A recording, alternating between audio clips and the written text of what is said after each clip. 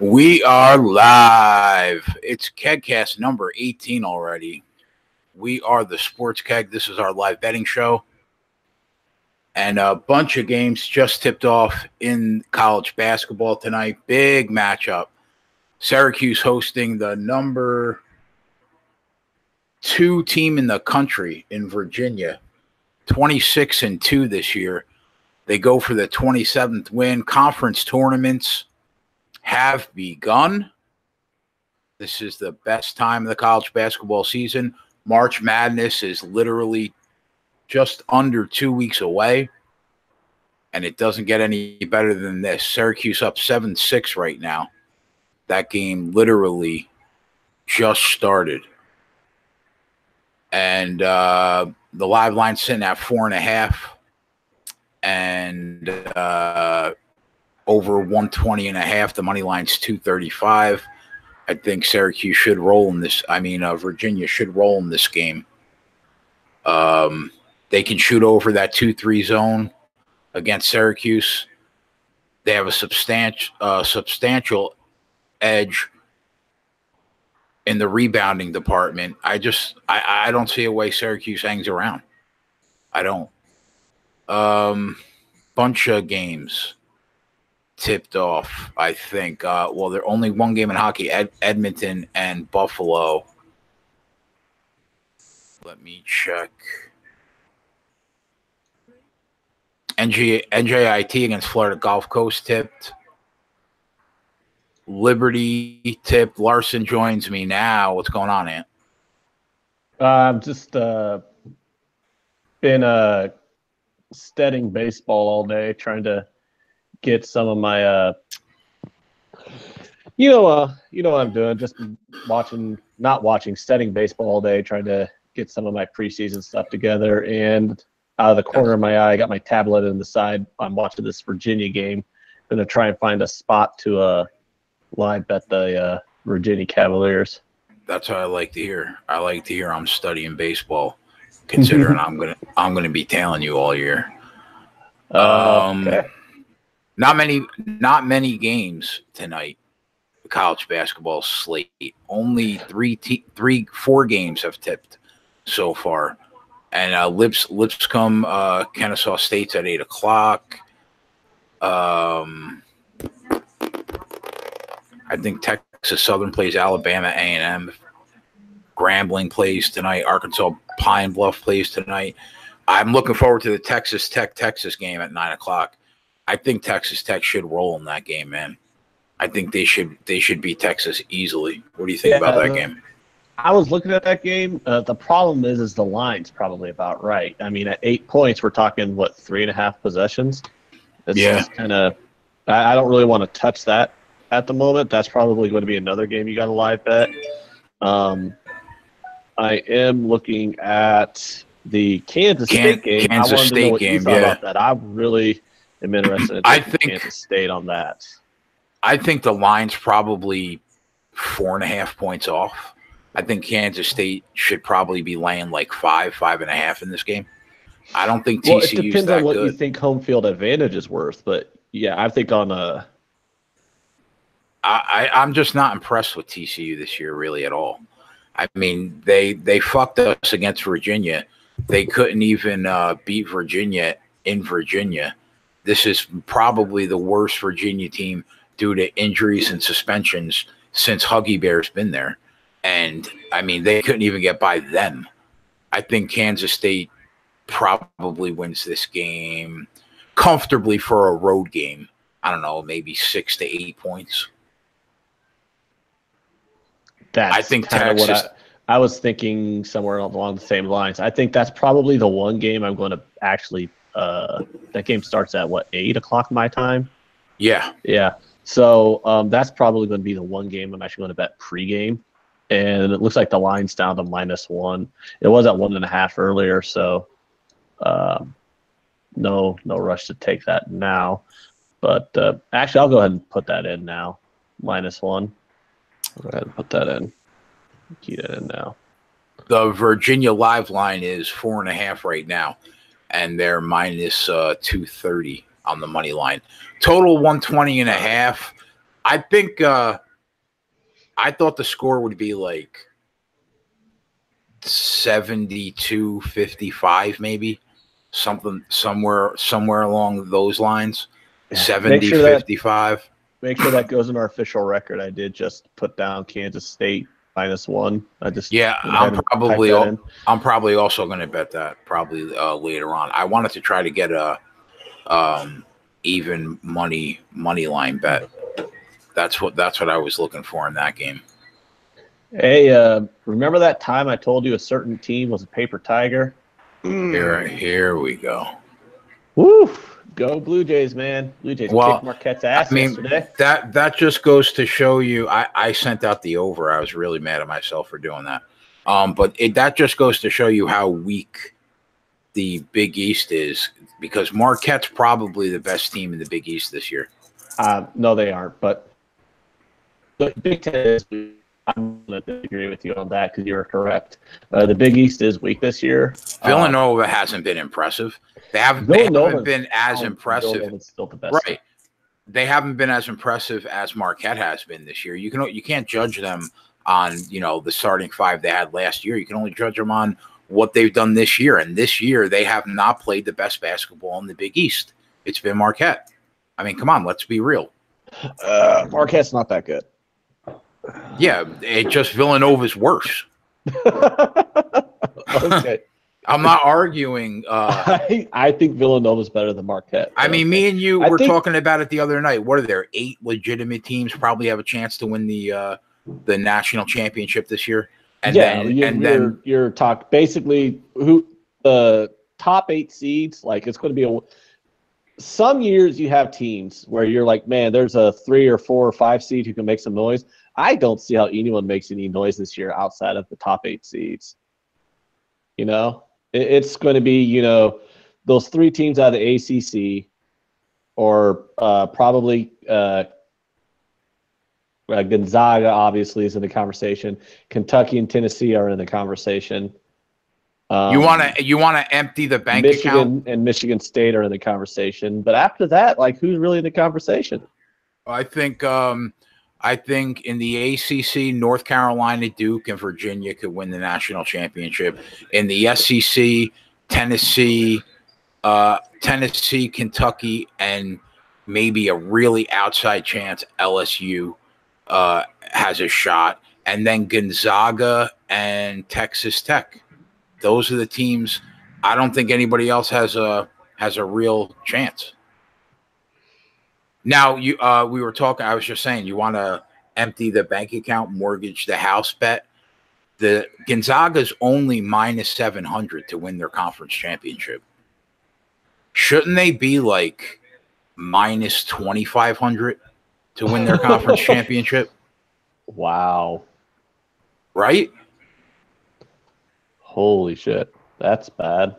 They are -700. St. Mary's is like +450, and then everybody else is just mountains away. Yeah, that TCU. I don't know. I don't know if that TCU line seems. It's not that low. I don't think, Steve. If it's off, it's probably only off by 2 points. I don't think it's like hugely off. TCU has to win this game. I don't think they're locked into the tournament yet. I think they have to win this game, and then they would have sealed their fate that they're in the tournament. I think if they don't beat another solid team, how many games are left? 3 games maybe they have left on their schedule? Maybe 2 or 3? I mean, I think TCU needs this game like they need their blood if they're going to make the tournament.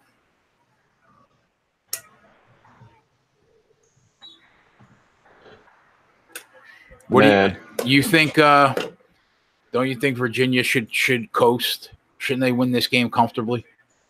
Yeah, I'm trying to get my bookie site isn't posting any live betting right now, which is kind of aggravating me because I'd probably just take their. Steve said TCU has one more game left after this game. This is an absolute must win, I think. for them to seal their deal into the tournament. Who, TCU? Yeah. They're a bubble team? I don't think they have that many impressive wins this year. Yeah, I don't think they're a bubble team at all. I mean, well, okay, so they're it looks like they're 18-11. So if they do beat Kansas State and then get a couple of wins in the Big 12 tournament, yeah, I could see how they could get at large. That put them over 20 wins as a Big 12 team. Beating Kansas State is a really good win. Yeah. But I'm looking down the card a bit, looking at some of these bullshit conferences because I did do a little capping this afternoon. Tell me what you think about a couple of leans. Now, this isn't stuff I've bet yet, but I'm kind of leaning that way. Montana, Northern Arizona. That's a tough game. I'm looking at under 151. And here's why. I think Montana should curb stomp them because I like punishment. So I've watched a little bit of Big Sky games this year, and Northern Arizona sucks. Montana's a 15.5-point favorite. If Montana curb stomps them, how's that game get over 150? You know what I mean? Like, if it's going to be a blowout, that's going to be hard to – you're not going to get that fouling at the end of the game. You know, they're going to run out the clock a bit. I actually would be interested, though. I am looking at the first half line is 71. That's the total for Montana and Northern Arizona. I'm actually thinking, should it go over first half and then just under full game? Or should I just bet over first half and then not bet the full game? Because I actually think I might. I lean under 151, but I can totally see over 71 in the first half happening. I can see Montana having a 45-35. Well, I would go with whatever your strong. What's your strongest lean? I like over 71 in the first half. I'm just saying the reason why I think under on the full game is a lean for me is because if Montana blows them out, they'd slow the game down in the second half and you wouldn't get that fouling. But at the same time, I think it could. This has like 45-35 first half written all over it. What line are you looking to get in the Virginia game? Because it's down to 3.5. And they're minus 180 right now on the money line. I was going to make a huge money line bet, but I didn't because I thought I'd get a better price. I think I'm going to pounce at 180. I don't know how much lower it's going to get. I'm looking at 185, but I'm going to bet that now. I just pulled up the Virginia game here on my bookie site. It is 185. Yeah, I just put a nice size bet in at minus 180 to win 540. Yeah. It was basically 10. It was basically 10 units to win 5.5 units. So I thought all your plays were 1 unit, Jay. Well, not money line bets. I like what Ryan says in the chat. He says must win doesn't mean will win, and he likes Kansas State. That's true, because people go, oh, it's a must-win game for them. And I'm like, it's probably a must-win game because they're not that fucking good. Yeah, I agree. I'm betting Kansas State. I'm just going to try to get them at even money early in the game because the line's only 1. So, I mean, if TCU comes out and they're up 3, you're going to get a plus 110 money line bet that you can get in there rather than have to lay the 1 at minus 110. So I'm just going to wait until right after tip, and I'm going to pound Texas Tech. I'm going to pray to God that Texas can get up like 5 points in this game somehow, and I'm going to just pound Texas Tech. I think they should roll though, and I have Virginia minus 5.5 for a unit. I bet that because I sent it out. You got them at 5.5. Yeah, before the game started, I got them at 5.5. I'm just entering all the bets onto the Action app now. I got to get them. I already bet them on my bookies website. Now I just want to key them into the Action app to make sure I'm tracking my units. Giggity.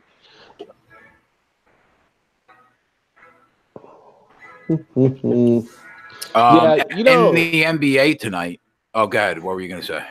I think I might just hit that Montana Arizona over in the first half. That just, but I'm only going to bet at a half unit. I'm not going to make it a full unit bet. But I just, I don't see how that's not like a. I think Montana gets like 4. Montana comes out, rolls them early, puts up a high-scoring first half. Maybe Arizona gets 35 points, and we get a 75-point first half there. I thought about betting Lipscomb, but I wanted like 21, not 26. Lipscomb? If they would have, yeah, Lipscomb, whatever, bro. You're adding a syllable there, dude. It's a weird name. This from the guy that adds words. You add words sometimes. But Ryan Gosling likes Le'Veon Bell to sign with your Jets. You got that +510 this morning. I would not be against Kyler Murray to go between 1 through 6 in the NFL draft for a +1,000 parlay. You know, I really hate you, Ryan, because I cannot bet either of those. I would not be, but that's pretty sweet. I would not be against us getting Le'Veon Bell. I don't know about. I mean, I guess there's a shot that Kyler Murray can go 1 through 6 just because teams go quarterback crazy. But I think that right now, if you had to pin me down, I think Haskins probably is the first quarterback taken. And, I mean, it's possible, but I thought that he would go in the second half of the top 10, like 8, 9, 10. Kyler Murray. I personally thought that was the earliest that I saw him going. Isn't he like 5'9"? 5'10", they say. I don't know how that's possible. They say he's 5'10". I mean, Drew Brees is 2 inches taller than him at 6 feet. That's what they're trying to tell me, because I'm not buying that. I'm not buying that supposedly Drew Brees is 2 inches taller than Kyler Murray. All right, you can go and sell that shit somewhere else, because I don't see it. Yeah, like my point is, like, we all know that the NFL's a bit jaundiced against short quarterbacks, and that's pretty short for a quarterback. Could he make more money in baseball if he's that good of a baseball player? And he could avoid those concussions. He can make a shit ton more money, but it won't be right away.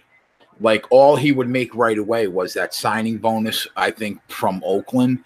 And then he's probably looking at 5 or 6 years in the minors before he comes up and gets like his first contract.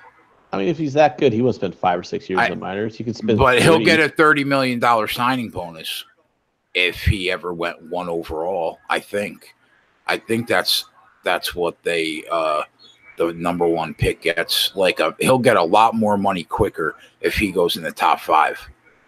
The chat's saying Kingsbury would want Murray. So they're gonna Rosen, though. They're gonna get rid of Josh Rosen after a year.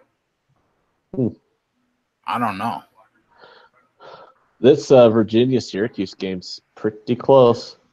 Yeah, so I mean, I think they should pull away in the second half. Well, I think they have a significant rebounding edge, and I think they should be able to shoot over that zone. Well, the Syracuse the Syracuse North Carolina game was pretty close too for the first half. Yeah, Syracuse played the half of their life and only managed to be up by like 5 points, and then North Carolina blew them out in the second. And North Carolina doesn't play anywhere near the defense that Virginia does.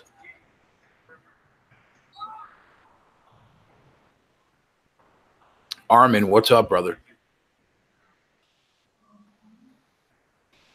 In the NBA, right? You know me, I'm not like a big NBA bettor, but you know what's funny is, like, neither of us are big NBA bettors. Don't you think the Clippers getting 3.5 at the Lakers, the wrong team is favored?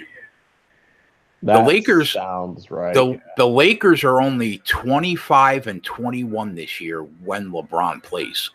It's not like because he's playing the game, the Lakers are like gangbusters.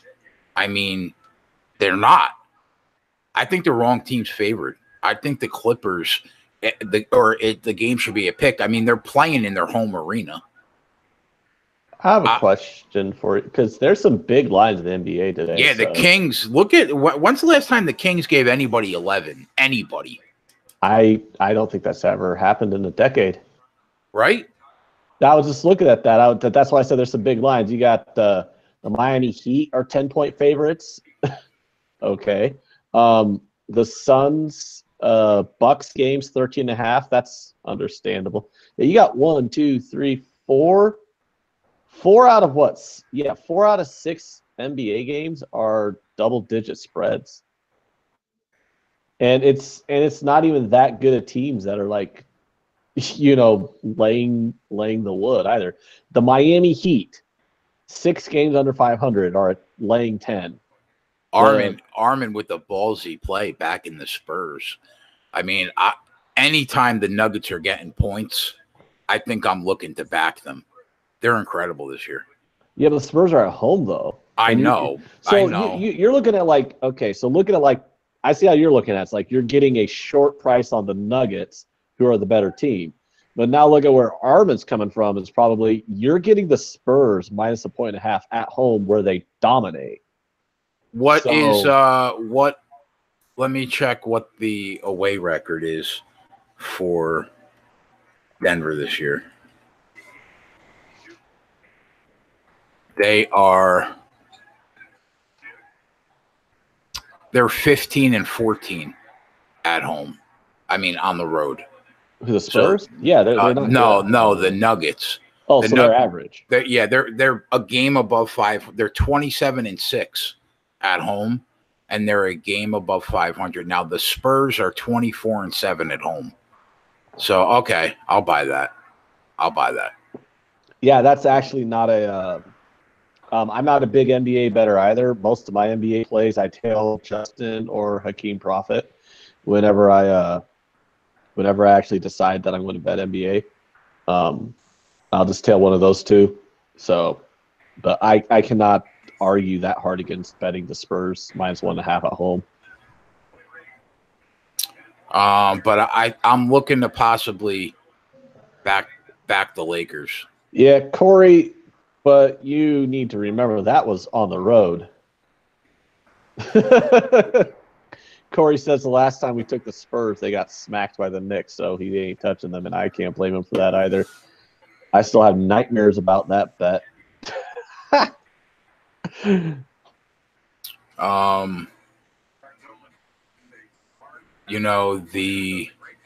Kings are solid this year. And I guess the Knicks are like trying to lose games at this point. Yeah, the problem with all these NBA games, it's like no matter what side you take on these big spreads, you're holding your nose and betting it. You know what I mean? It's like, well, I'm going to hold my nose and bet the Suns because that's what you got to do anytime you bet the Suns.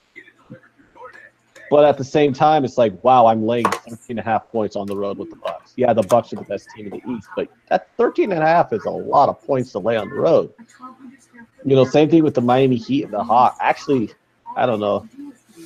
Wouldn't you almost want to grab the Hawks at 10 points, even on the road? I mean, the Heat aren't that good, but the Hawks played a really good game. I forget who they played last night, but they were +4. I think they won the game outright, handily. Oh, you know who won the game outright on the road at +7.5? Certain team might have done that. Just throwing that out there. You want to tell us all who won the game outright on the road as a 7.5 point dog yesterday? In the NBA? No, it was college, but Really? Yeah, really. Go on, say it. I don't know if I would lay I don't know if I would take the 13 with Phoenix. They're playing Milwaukee. I wouldn't take it either. That's what I'm saying. Is I don't want to bet any of those games. I don't want to lay it with any of those teams, but I don't want to fucking count on any of those other teams to cover a spread. I can understand why somebody would take Dallas +5.5, but just so everybody knows, Dallas is 6-24 on the road. Ugh. Yeah, 20. They're 21-11 at home. They might be the worst road team. I mean, the Knicks are 7-25 on the road. So the Knicks are better on the road than they are at home. Yeah, the Suns are 5-28 on the road. Other than that, the Dallas Mavericks are the worst team in the league on the road. So I don't know if I could take that 5.5. I don't know if I'd necessarily lay it with the Nets either, but I don't know if I could take that 5.5.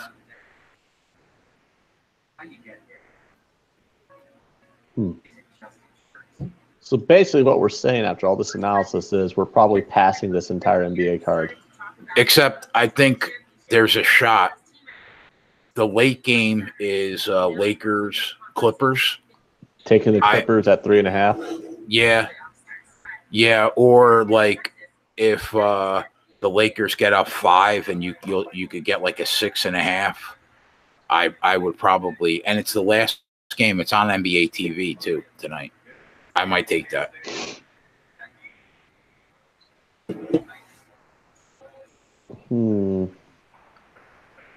I can get Virginia live at 4.5.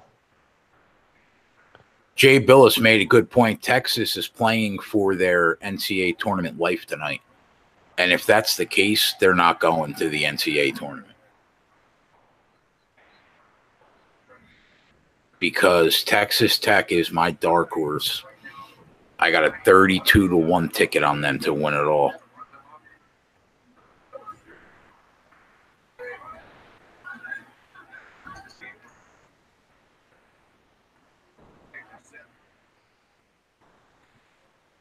You have 32-1 on Texas Tech? Yeah, at the beginning of the year. That's better than any number you're going to get. I think they're 16-1 right now. Oh, man. And I got the Zags at 11-1, I think. They're like plus 750 right now, 7.5 to 1.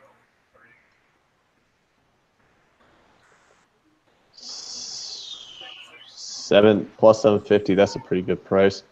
Let me look at what prices on conference tournaments. Yeah, the only conference tournament price I have so far. I don't know. I think a tournament started today. Did the A10? Did the A10 start today? Somebody started today. It's some bullshit league started today. Like the I got the Zags minus 700. Who gives a fuck about the Sky Conference or something like that? Started their conference tournament today. The Zags are minus 700 for the West Coast Conference. St. Mary's plus 450. BYU plus 3,000 is the third closest. I think that's crazy. I mean, that's crazy.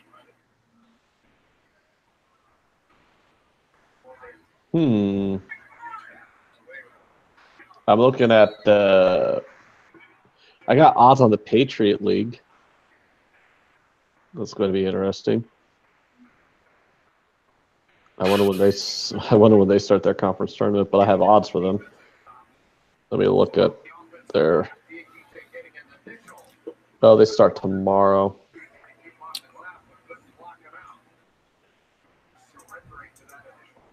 Texas Tech's 19-1 right now. I'm sorry. 19-1. Surprisingly, Purdue is 19-1 also, which is crazy because Texas Tech would beat Purdue by 15.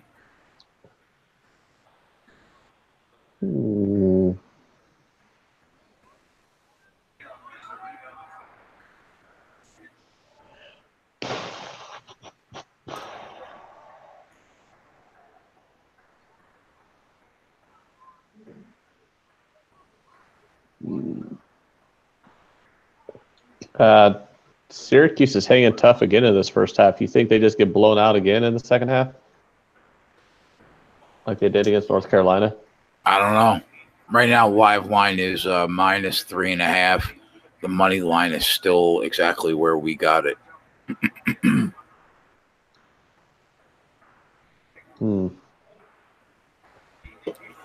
Kyle Guy's going to the line right now.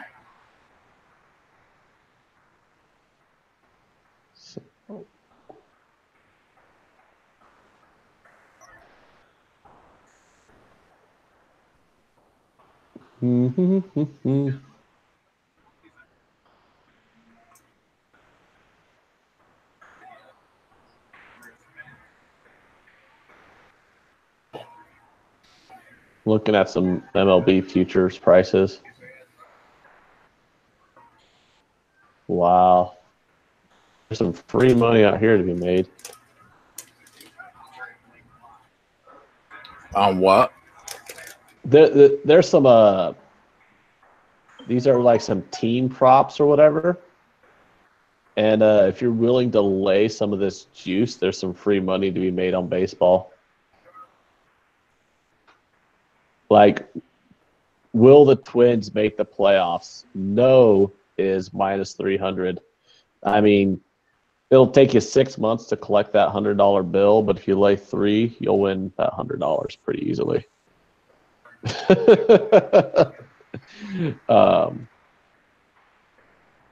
That's just. So why do you think it's so low then? Honestly, because they could theoretically win the division. They're the only team in that division that has a shot of winning it outside of the Indians. So if the Indians get some injuries in their starting rotation, I could see, in theory, if the Twins go on a hot run or two, they could probably, take the division as like an 86-win team if the Indians really, really shit the bed. But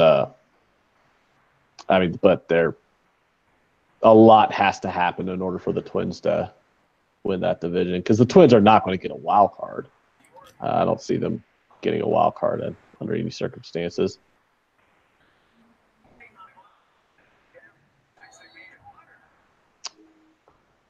I think. So you're saying that's guaranteed? Like if you laid the 3,000, you're going to collect the G in 6 months.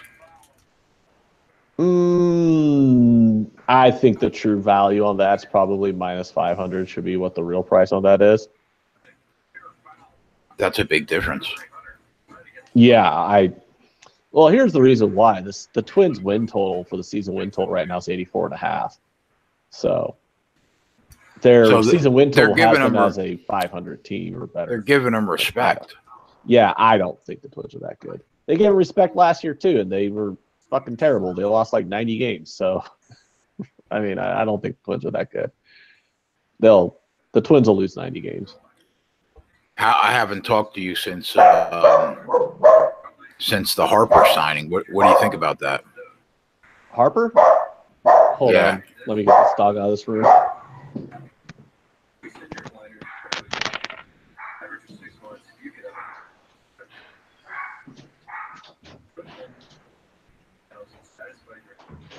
So Virginia's down 4 right now, with an N1 at the line to cut it to 3.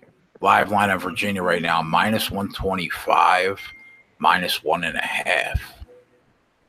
So you asked me about the Harper signing. I like it. It's going to be really good for them for the first probably 8 years.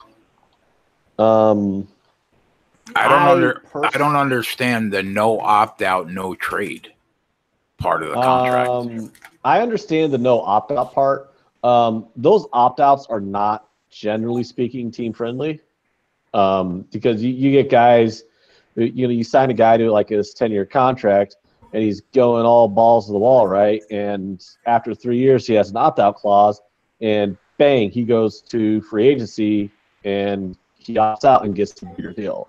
I mean, that's what Zach Greinke did. How old is he? And how old is he? Harper's 26. That's the big reason why, I don't. So he's going to be 40? No, he'll be 39. When the contract's over, he'll be 39. So him and Machado were both 26, which is a huge reason why I am not in hate of either one of him or Manny Machado's, long deals. Because you see all these other guys sign those really long 10-year deals. They're like 28, 29, 30. Like Pujols was fucking 31, I believe, when he signed that deal with the Angels. The Angels signed that dude to 10 years when he was 31. Harper, or like at least Machado, is going to be 36 when his deal's over. So you're basically going to be paying him. So he's going to be basically, theoretically, you're going to get all of his best years. And by the time you're overpaying him, you might overpay him for like 2 years at the back end, which on those big deals is not that bad. How long was Machado's? 10 years. Yeah. Machado's 10 years, $300 million. Harper's was 13 years, $330. I'd rather, if I'm the team, I'd rather have that. I'd rather pay a little more to make sure that he's not with me when he's terrible. Yeah, I was surprised that they gave him 13 years because now they're basically going to be paying him when he's 38 and probably dog shit. But they're also anticipating that you're going to have the DH in the American League by then. Because there's a movement right now to get the DH into the National League. There's a movement to try and get the DH into the National League. And by the end of the next collective bargaining agreement, I really am expecting there to be a DH league-wide. Yeah. Yeah, so if you get a DH in the National League, after 2021, those deals aren't going to be that bad. I mean, he might be terrible. I mean, the main problem is like, they're a hazard in the field. They might be terrible on defense, but they can still hit. Like Barry Bonds probably would have been able to play longer if he was first of all, he was blackballed by baseball because he was on steroids. But if he wasn't blackballed, he probably would have been picked up by another team. He probably could have gone a couple more years as a DH and put up 31 seasons. Yeah, I buy that.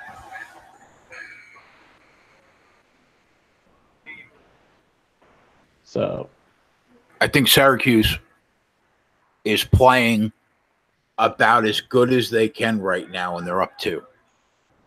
Yeah, that's what I was just I'm watching the game on my tablet. That's just what I was thinking too.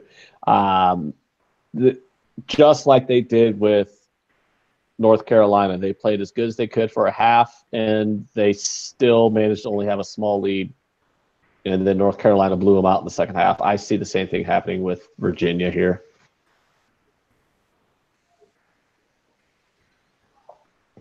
Well, at least I hope the same thing happens with Virginia. Because I took Virginia, so.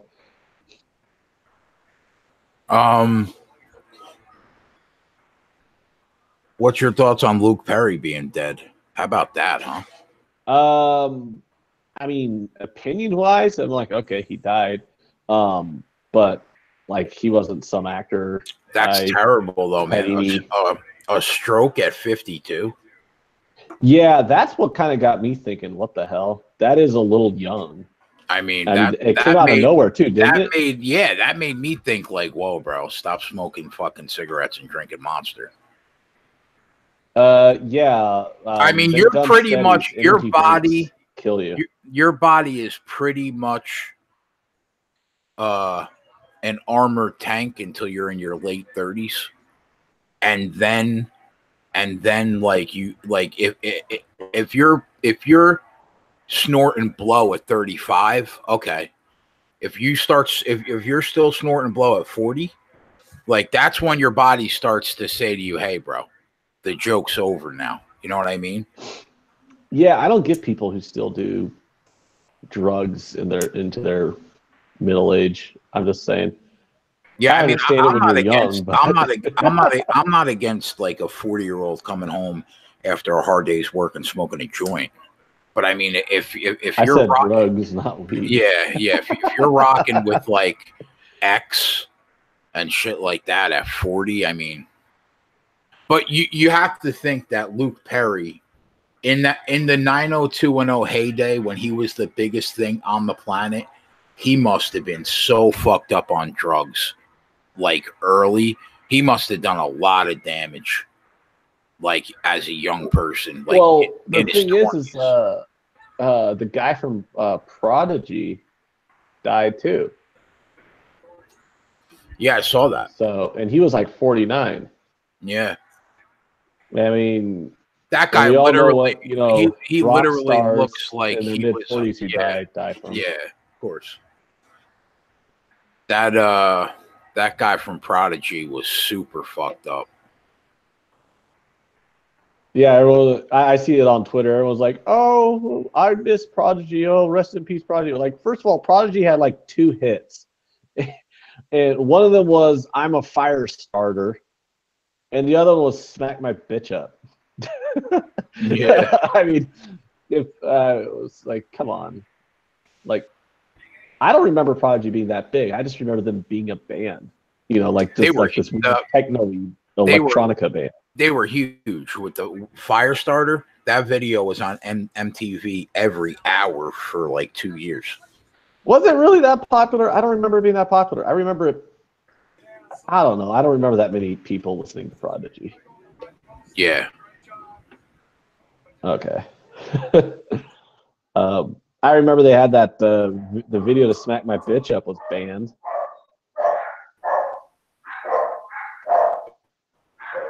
I put them in Rammstein band. I think they were called like Rammstein or something like that. Yeah, I remember them because I still listen to Rammstein. Do you really? Yeah. What the fuck is wrong with you? How old are you? Rammstein had a ton of had a ton of albums after Du Hast blew up in like. I mean, that song that they're famous for might be the worst fucking song I've ever heard in my life. What, Du Hast? Yeah. Well, listen to the rest of their stuff. Syracuse plays the half of their life, goes into the half up 2.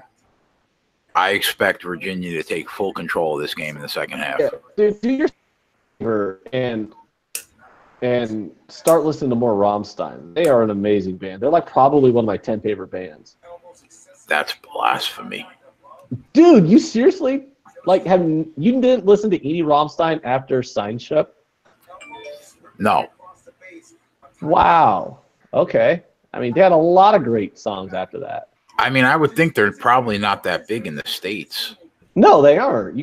But their videos are all over YouTube if you search them. I mean, you can search Rammstein concerts. Rammstein has like 2-hour-long concerts on YouTube. Rammstein is an amazing live band. They like blow shit up and they have pyrotechnics and stuff. It's fantastic. I'd love if they came to the United States again to do a tour. I'd love to go see Rammstein live. I think it'd probably be one of the best bands ever to see live. They have great songs. I can't believe you don't like Rammstein. No, well, I mean, in fairness to Rammstein, I think I've heard one song. Okay, well, they have a lot of amazing songs, and you need to listen to them. Like Engel's good. Mutter's good. I do respect your opinion on music. Let's see. I like Firefly. That's a good song. Because you like Tool, so. I mean, well, Tool's the best band of all time. That's undistinguishable. That's true. I would comment on that, Armin, but I know you're joking, so there you go. Nickelback is, yeah, he says Nickelback's someone. Nickelback is literally the only band that makes me wish Creed would get back together. No, Creed's worse than Nickelback. I hated Scott Stapp's voice. Sounded like he was constipated every time he sang a song. With arms wide open. Oh, God.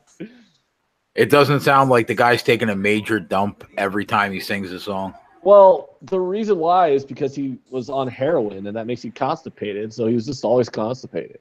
There it is. Like, my brother listened to Creed nonstop in, like, what, 1998 when that fucking album came out? I used to get like really passionate about his music, so he like put the CD into his room and like shut the door and like just listened to an entire album straight through. and you would like open up the door to like see what the fuck he's doing, and he's like singing along like every song. So I could like see him. He's like in that the song My Own Prison by Creed. He'd be like, I created my own prison, like just singing along to them, and I just look at them like, dude, they're not that good. That's hysterical. I know. He would get so mad at me when I would diss Creed. I'm like, dude, Creed is dog shit. so bad. Armin brings up this thing about how they're not religious. They weren't that religious. They had like spiritual overtones, but I mean, they weren't Christian by any stretch of the imagination. You look at their lyrics, and it's all spiritual, but nothing's like overtly Christian. He was spiritual as he was mainlining fucking heroin. He was a drug addict. Isn't he like homeless now or something? Scott Stapp? I don't know. He was on like celebrity. I hope he rehab. is. He deserves to be. He deserves to be homeless for all that fucking garbage. I saw him on celebrity rehab, like arguing with Janice Dickinson. Janice fucking Dickinson. Like that's someone that you're ever going to win an argument with. If you're arguing with Janice Dickinson on reality TV, just go ahead and off yourself because your career obviously didn't go the way it was supposed to. If that happens, you have to take a step back and say, "What happened to my life?" Yeah, you're like, wow, I'm arguing with Janice fucking Dickinson on like 10 years television. 10 years before that, he was selling out the Garden. Oh. God, isn't that disgusting? Oh, yeah. You want to hear something funny? This still cracks me up. Like 20 years later, I still find this hilarious. You know, Creed is literally like the only band to ever get sued for sucking. They literally got sued for being dog shit. Can we? What? I was going to save this for Twitter headlines, but could we just take a step back and ask ourselves how big Pete Davidson's dick has to be engaged with Ariana Grande, and then 2 months later he gets filmed at the Rangers Capitals game making out with Kate Beckinsale? Like, you look at that kid, and if he wasn't on SNL, you would literally think he was a heroin addict on the streets of New York, homeless. I was kind of wondering the same thing, to be honest. I'm watching Twitter headlines. Yeah, isn't he dating Kate Beckinsale now? The actors brought their public romance to a new level at a Rangers Capitals game in New York on Sunday. They were sitting to none other than the Avocado King himself, Antoni Porowski of Queer Eye. There he is, just going to town with Kate Beckinsale's fucking throat. How? I don't know. Maybe he has a 10-inch dick. I mean, I almost want to stand up and just clap for Pete Davidson. Like, good for you, bro. Yeah, good for you. Armin makes a good point. There are no good bands coming up right now. No. I will say this. I do like Greta Van Fleet, but I think that's because I like Led Zeppelin. So when I listen to Greta Van Fleet, I feel like I'm just listening to Led Zeppelin's new album. Kate Beckinsale still looks rocking for 45. Wow. Pete Davidson 25. No, the best rock bands died in like the early 2000s, basically. You know. And there's one band that's been out for a few years now called Ghost. I kind of like them. Like Tool went into hiding. Let Maynard do his solo project with the Perfect Circle. They like fade in and out of consciousness like every 6 years to be awesome again. Women are nurturing, and Pete has serious mental issues. I guess, Twatty, but I mean, come on, man. Kate Beckinsale, bro? Really? I don't know. But you don't like Greta Van Fleet or Ghost? I don't think I've ever heard Ghost. Greta Van Fleet's okay. Yeah. I mean, I'm not saying I like them as much as a lot of the bands I've listened to back in the day, but I'll still listen to those two. Can you tell me who the Avocado King is? I don't know. I like avocados, I'll tell you that, but I don't know who a king of avocados is.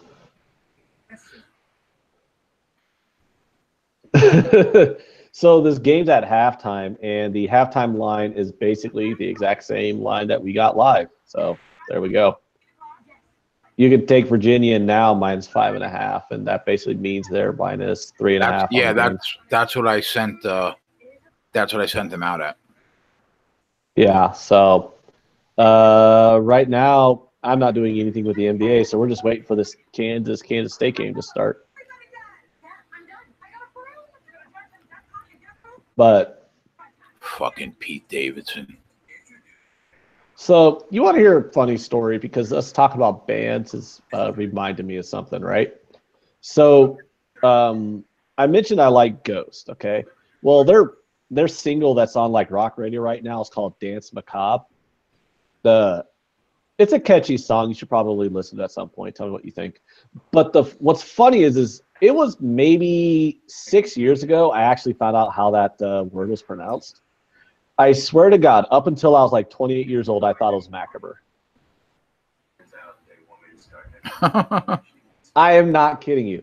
Because I never heard it used. You know what I'm saying? Like, macabre is not a word that people use very often in like actual conversation. So I never heard the word, but I'd read it in like books and stuff like that before. So I knew the word, I knew what it meant, but I never actually heard it until there was one day, you know, my husband like watches a bunch of horror movies, right? Especially during like Halloween time, you know, like October, like he'll marathon them, you know. And I just walked in and like, I don't really like watching horror movies that much. They're not my thing. So I'm like, I just mentioned, you know, I'm like, oh God, why are you always so mad? Why do you watch all these macabre movies? And he looked at me like, what? I'm like, macabre, you know what that means? He's like, he thought for a minute, like, you mean macabre? I'm like, what the fuck is macabre? He goes, no, you're mispronouncing that. I'm like, no, I'm not. How the hell do you get macabre out of macabre? Now, there's no way that's pronounced macabre. He's like, you're an idiot, Anthony. It's pronounced macabre. So I think I'm going to be slick, right? So I got the dictionary app on my phone. So I pull it up. I spell in what I think is macabre. I type that into the dictionary app, and then I press the sound button that makes you that pronounces the word for you, and I go up like this to him, so to make sure he hears my dictionary app say macabre, and it goes macabre. And I look at my phone, and I look at him, and I just like silently like turn around and walk out of the room in defeat, and it's like, I mean, I think you're lucky that there's only like 5 people watching this right now. I will tell that story till the day I die. I don't care. How are you ever supposed to get macabre out of that word until you actually hear it pronounced? I never heard it in a word. I never heard it in conversation before, or at least I never picked up on it. Or pay attention in high school. Or that. Yeah, so us talking about bands segued into me saying I like Ghost, which segued into me saying you should listen to their new song called Dance Macabre, which segued into that story. So you know how you always have the ability to cash out on the FanDuel app? I do not, but you're going to tell me. Any money line bet that you make on this website, you can cash out depending on how well or how bad they are in the game. You'll either make money or lose money. Even though Virginia's down 2 right now, I can actually cash out for $9 more than the bet that I made. Like, you can cash out a profit now? Yeah, down 2 at the half. But you're not a fucking pussy, so you're not going to do that, right? Yeah, of course. But I'm just saying that just lets you know what the book thinks about this game. You know what I mean? Yep. So I just got a text message that my dinner's ready, so I'm going to head downstairs and grab food and come right back on up. You do that, buddy. You go and do that.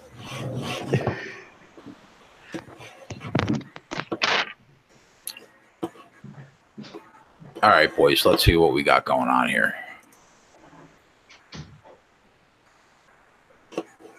Oh, my little kid in the chat. Hello, little kid.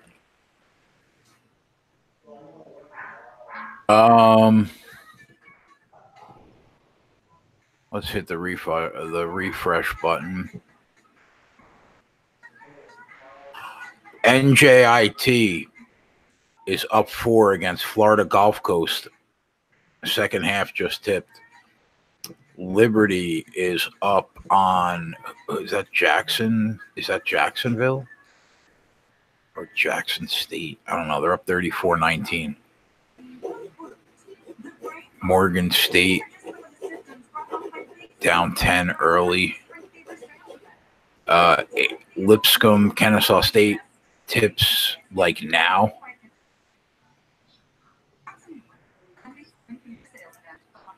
Alabama A&M, Texas Southern is at 8:30. Yeah, Maryland Eastern Shore, Morgan State is just started. Morgan State's down 10. Norfolk State, Delaware State is delayed. I don't know why, but it's delayed. Grambling and Mississippi Valley State tips at 8:30. Jackson State, Arkansas Pine Bluff tips at 8:30.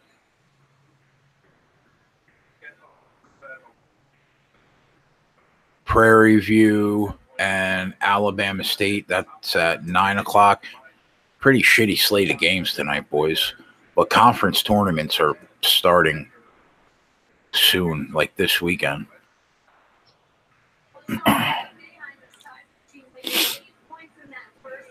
That Texas Tech line's rock solid at 8. Minus 3.5, it looks like, in the first half.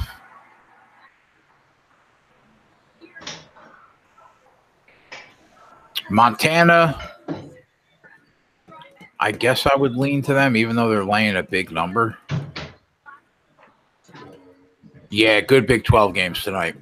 I think Kansas State probably gets it done tonight, Twatty, and I think Texas Tech is going to shit all over Texas, I think. Texas needs that win to make the tournament, and I don't see it.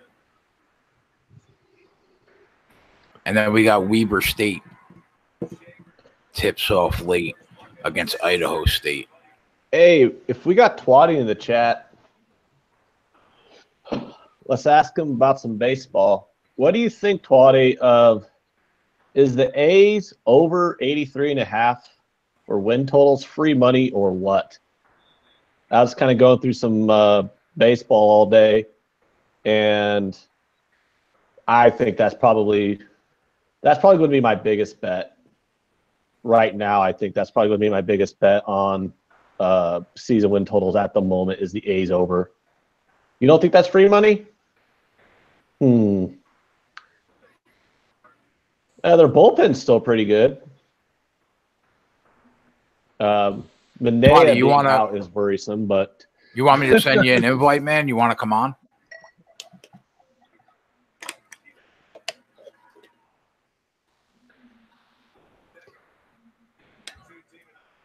If you want me to, just let me know and I will. Well, if Twatty doesn't like it, I'll probably lower my estimated bet size then. I still like it. I still think they'll. I have no opinion. I mean,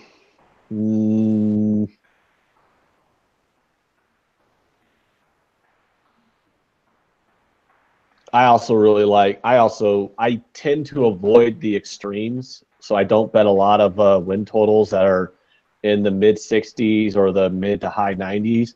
But I really don't see any way the Marlins don't lose 100 games this year. I'm taking the under on the Marlins. Big I agree. Also. I agree. When you think, well, what do they play? 39 games against 18 games times 3, right? They play 76 games against their division, and their division is all improved. Yeah, 100%. That's a good call, Ant. I can't see them winning 60 games. I took their under last year at 64.5, and I just cleared it. I had to sweat it out at the end. They wound up winning 63 games. This team, they're worse this year than they were last year. They won 63 games last year, and I think they're going to be 5 games worse at least. I don't think the question is, are they going to lose 100 games? The question is going to be, will they lose 110? I think it's going to be really hard for them to win 61 games. No. That's the total, 60? 63.5. Wow. I might have to bet that on. What's the under? How do they juice those win totals? Are they just by book? So they're not like minus 110s? Not necessarily. Sometimes it's juice to the over, sometimes juice to the under, sometimes the juice is the same on both sides. They easily lose 100. I agree there. Yeah. So I'm going to have 4 units on them. My season win totals are normally 3 to 5 unit plays, just because I think there's a better edge on season win totals, and I only bet about 5 to 8 of them a year. And if I'm going to have a bet hanging out there for 6 freaking months, I want it to be worth my while to win. So season win totals are never 1 unit for me. That's the only thing that sucks. Like, I mean, it would suck to tie up $1,000 for 6 months. Yeah, that's true. I go through a local, and they extend. I talk to them and let them know, hey, I'm going to. The season's coming up, the win totals are coming up, so I extend my line of credit by this amount, because that amount's going to be what I'm tying up in win totals. Now that's that's when having a bookie where you're on the arm and having to go through an offshore, that's huge.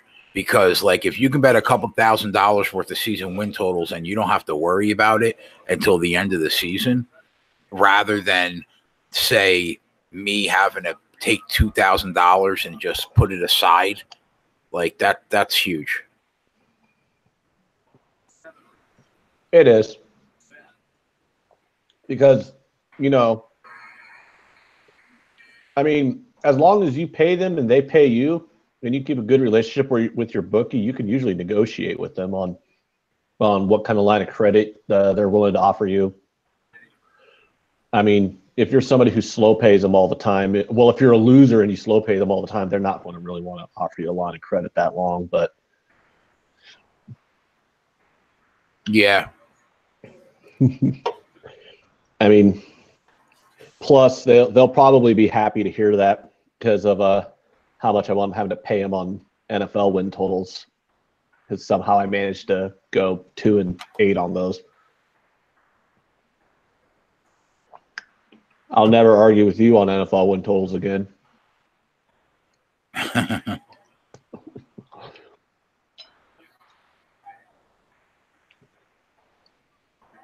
That's funny. I learned my lesson, man. The only thing I think you're wrong on was the Houston Texans. You'll never convince me the Houston Texans were not a paper tiger, but I was wrong and you were right on every other one of our arguments preseason. I was on the fence. I was on the fence with the Browns. You know what's funny is I don't think I was wrong on the Browns. I just got fucked because they fired their coach too soon. I'm like, this son of a bitch went 0-16. I figured they'd at least give him 12 games before they finally decide to fire him. And they fired him like 7 games into the season. And I told all of you guys, and I told everyone, like, Hugh Jackson is the worst head coach in the history of the NFL. Everyone's like, oh, no, it's not all Hugh's fault. I'm like, no, it's 100% Hugh's fault. Hugh is a fucking joke of a head coach. Did you not watch Hard Knocks? The guy's a laughingstock. And then sure enough, they fire him, and the Browns go win like 4 out of 6. Wow, man. And I got fucked so hard. DeAndre Hunter's ridiculous, bro. He is just stupid good. What is the... Everyone in the chat knows some context here is I was balls deep on the Browns unders on season win totals. So at the end of the NFL season, I probably was down 10 units on the Browns alone on season win totals. So I had a walk of shame to my bookies layer after the NFL season to pay that fucking thing off. That was a bad deal. What is their season win total this year? I haven't looked yet. Oh, it won't be out yet. I mean, what do you think? If I was setting it, I would set it at 7.5. What would you set it if you were setting it? 7.5 sounds right, and I think they're a dark horse to win the division. Although if Lamar Jackson really starts kicking some ass and taking names, because it appears that the Ravens are taking him, or going all in with him, I think they should. You know, I am looking at this Virginia game. I think Virginia's about to pull away here. They took the lead. They're going to timeout. I think Virginia pull away. So Twatty says he feels that if you blindly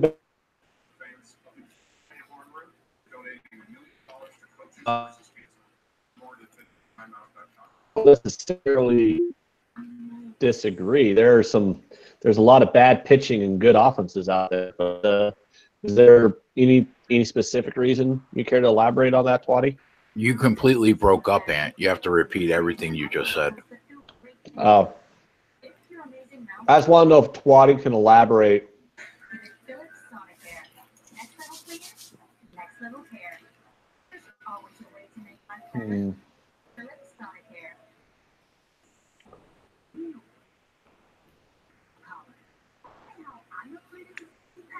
Terrible pitching is what he says.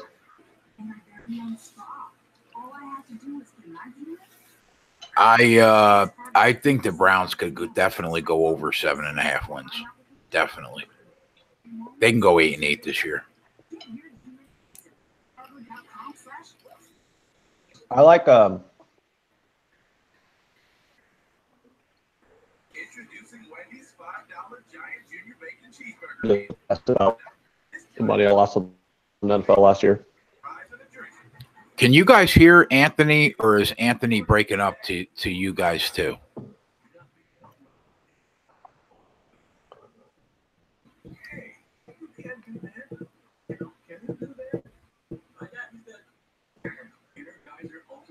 Cutting up again.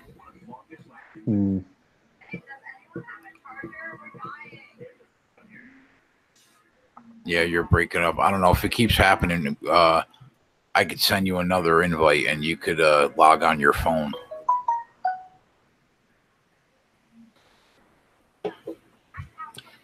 I would set the Brownies win total at 8.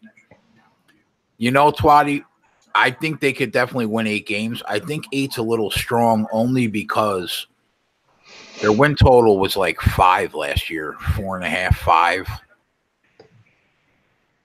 Who, the Browns? Yeah, weren't they like 5, 4, from like 4.5 to 6 in that range? It was 6. Yeah, but didn't you have 4 units on 5, 4 units on 5.5? Yeah, because I was able to buy down to 5 and get plus money on it.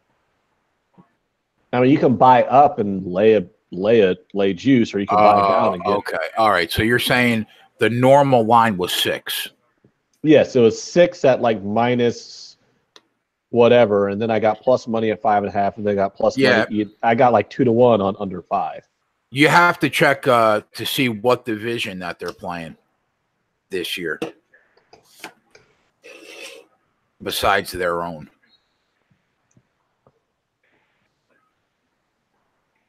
That's true, but I do think they probably, unless they're playing like, I don't know, what's the best division out there this year?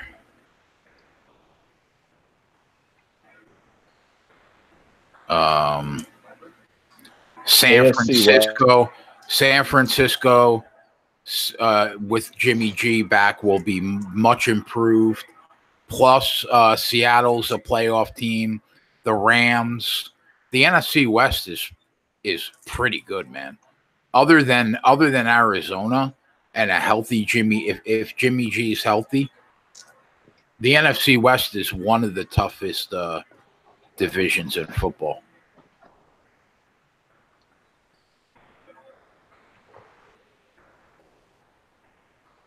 But yeah, you're right. It depends on who.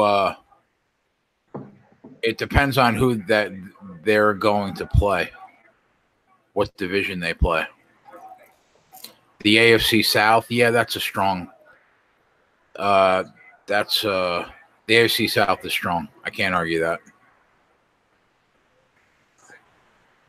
AFC South is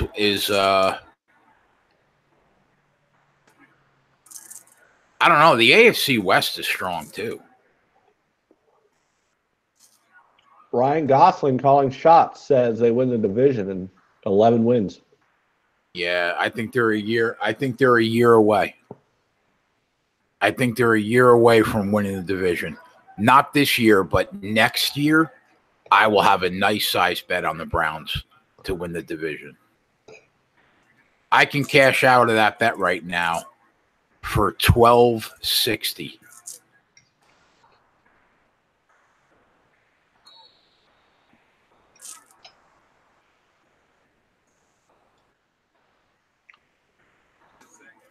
And make $260 in profit.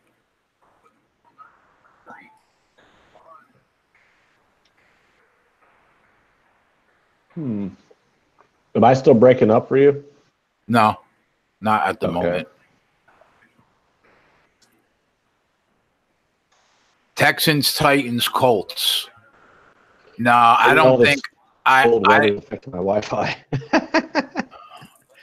I think Texans, Titans, Colts. See, I don't think the Titans are that strong a team. So the Texans and Colts, yeah, they're good. They're good. I mean, I'm really high on the Texans. The Colts. I have a Colts future to win it all this year. I already bet that at like 15-1, I think.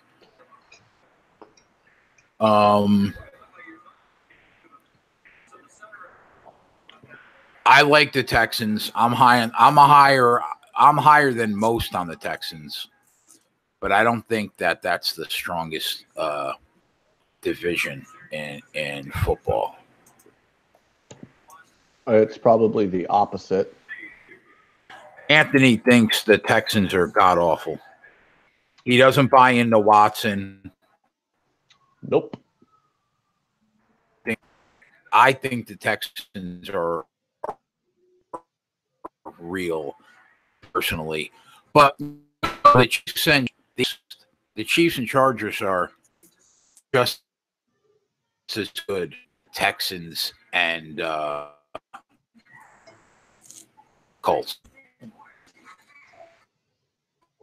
So I think the AFC North is on the come up, though, man. Ravens, if that quarterback, the Ravens and Browns are going to be solid. Steelers are going to go through a major rebuilding process.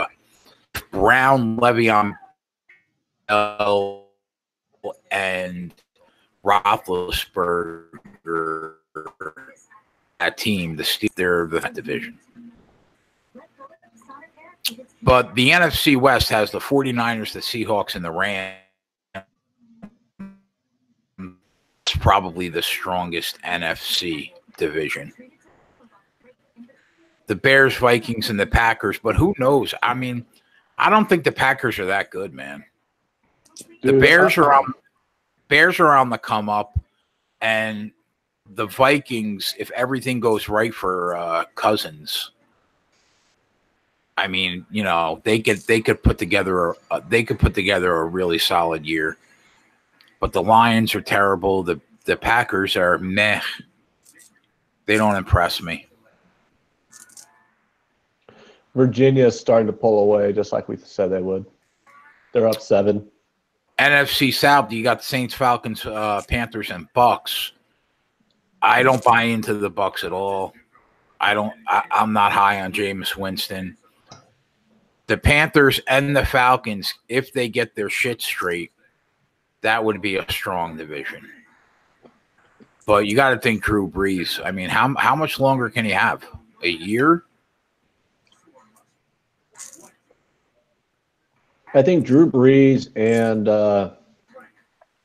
your favorite player of all time, Tom Brady, are probably going to do their swan song This year coming up? Yeah, they could pretend. I mean, Tom Brady could say he's going to play until he's 45 all he wants. 42 hits you like a bag of bricks. Yeah, I thought 41 was going to hit you like a bag of bricks, and then they won the Super Bowl. I don't know, man. He's like an enigma.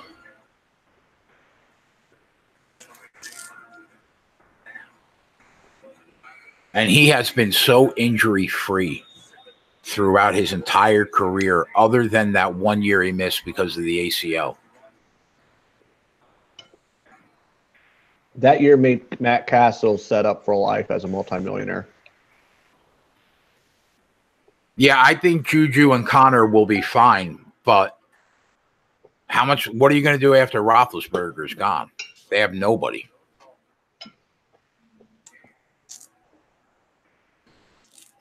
It's like everybody forgets when you have a 15-year quarterback that has been an absolute stud, how hard it is to find a franchise quarterback. Like, hey, you're gonna go from being Ben Roethlisberger to a contender every year to the New York Jets. Okay, Jay, we let this one slip out of our grasp. Remember when you mentioned how bad the Mavericks were on the road? Yeah. Yeah, well, the Nets are up by 19 in the first half. Yeah, but I did say I wasn't sure that I'd want to lay 5.5 either. But the Mavericks are terrible.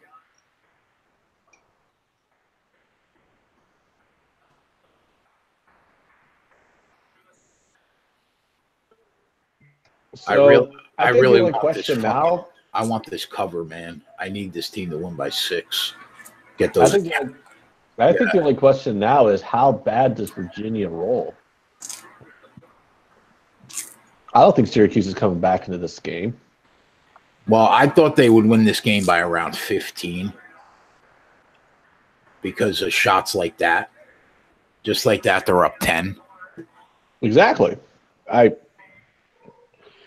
mean, how beautiful was it getting them live at I think I got them at 4.5. I know some people in our chat must have got them at 3.5.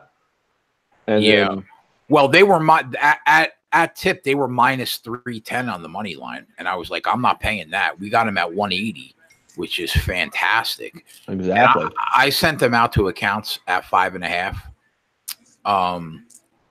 Which I really want this win to get us to 15 and 10. So 15 and 10 would be what? What would 15 and 10 be? Virginia's shooting over that zone. They're like 13 for 19 from 3. So if we get this win, yeah, that's what I said. I said in the write-up. I said they're going to shoot.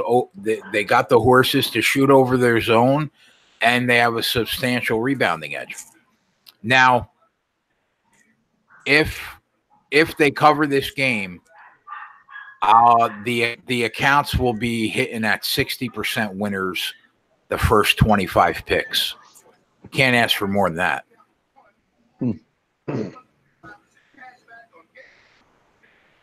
But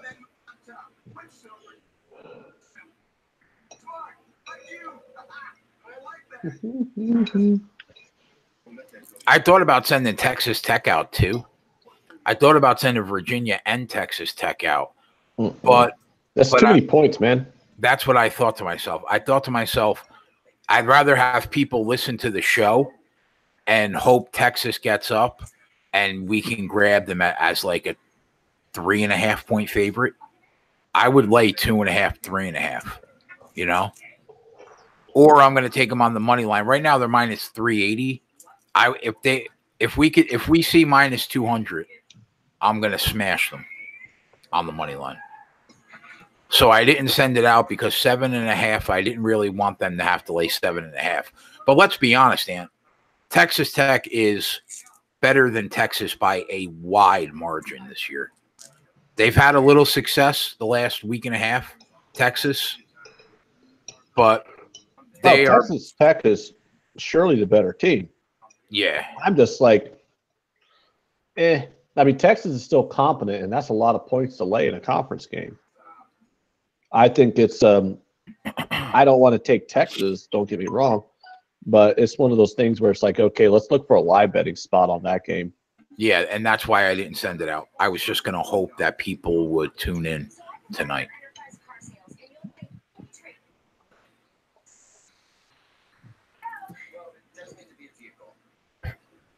According to Action, 56% of the money's on Tech, but 61% of the bets are on Tech. Well, I mean, according to Lies. You're such a prick. I mean, tell me lies, tell me sweet little lies. How about Drake? 19-7-2 against the spread this year. They're the best team in the Missouri Valley. Best team in the nation against the spread. Well, them and Virginia are both 19-7. Well, you have the best team in a garbage conference, and then you have probably one of the best teams in the country. So there you go. But Michigan State's 19-9 against the number, third best in the nation.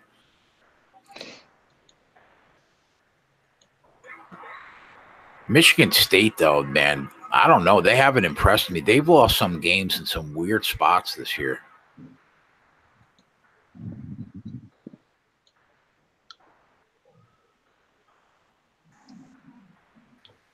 I think Michigan State, it would not surprise me at all if Michigan State made an early exit from the Big Ten tournament this year.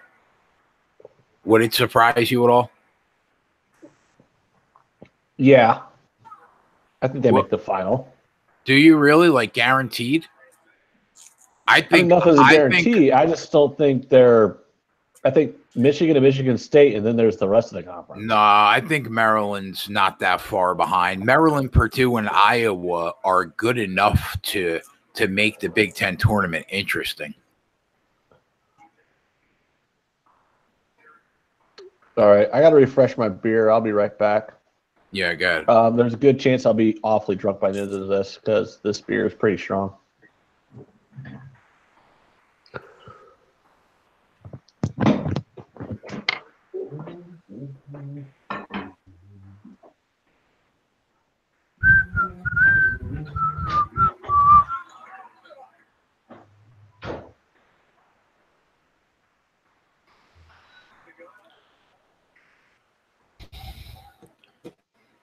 So for anybody that's wondering, I'm on Kansas State. Both of us are. Larson and I are on Kansas State. And I will have a big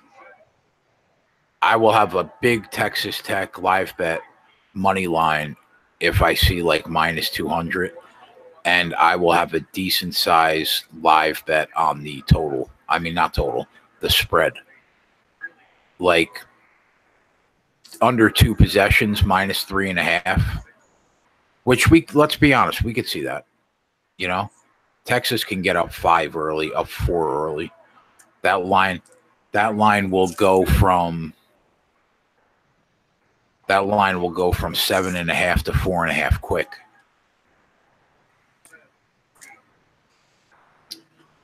Virginia doing exactly what I thought they would. Up 12 with the ball, 8 minutes left in the second half. Syracuse is always good for one good half. They just can't get it done the whole game. That's been their problem.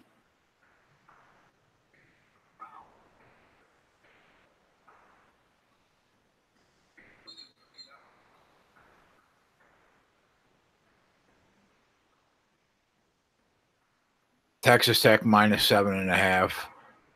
Virginia minus 6. Kansas State plus 1.5. Isn't Kansas State the favorite?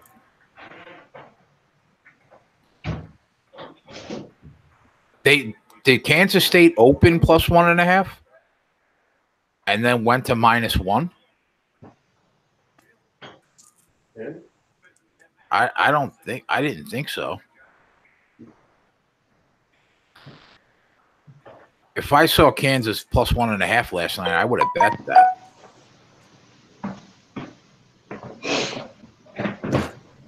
And Twatty said he gave out Kansas.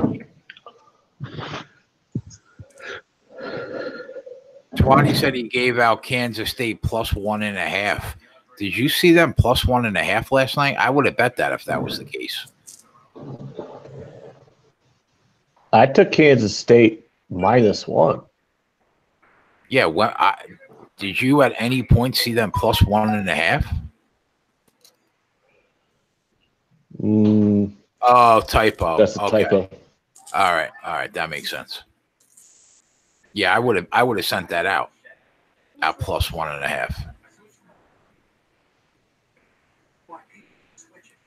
Yeah, I agree. I agree with you on almost all of that, Twatty. The only thing is I didn't really want to. I think Texas Tech will win by double digits, but I did not really want to lay 7.5. I figured there would be an opportunity to get a better number live.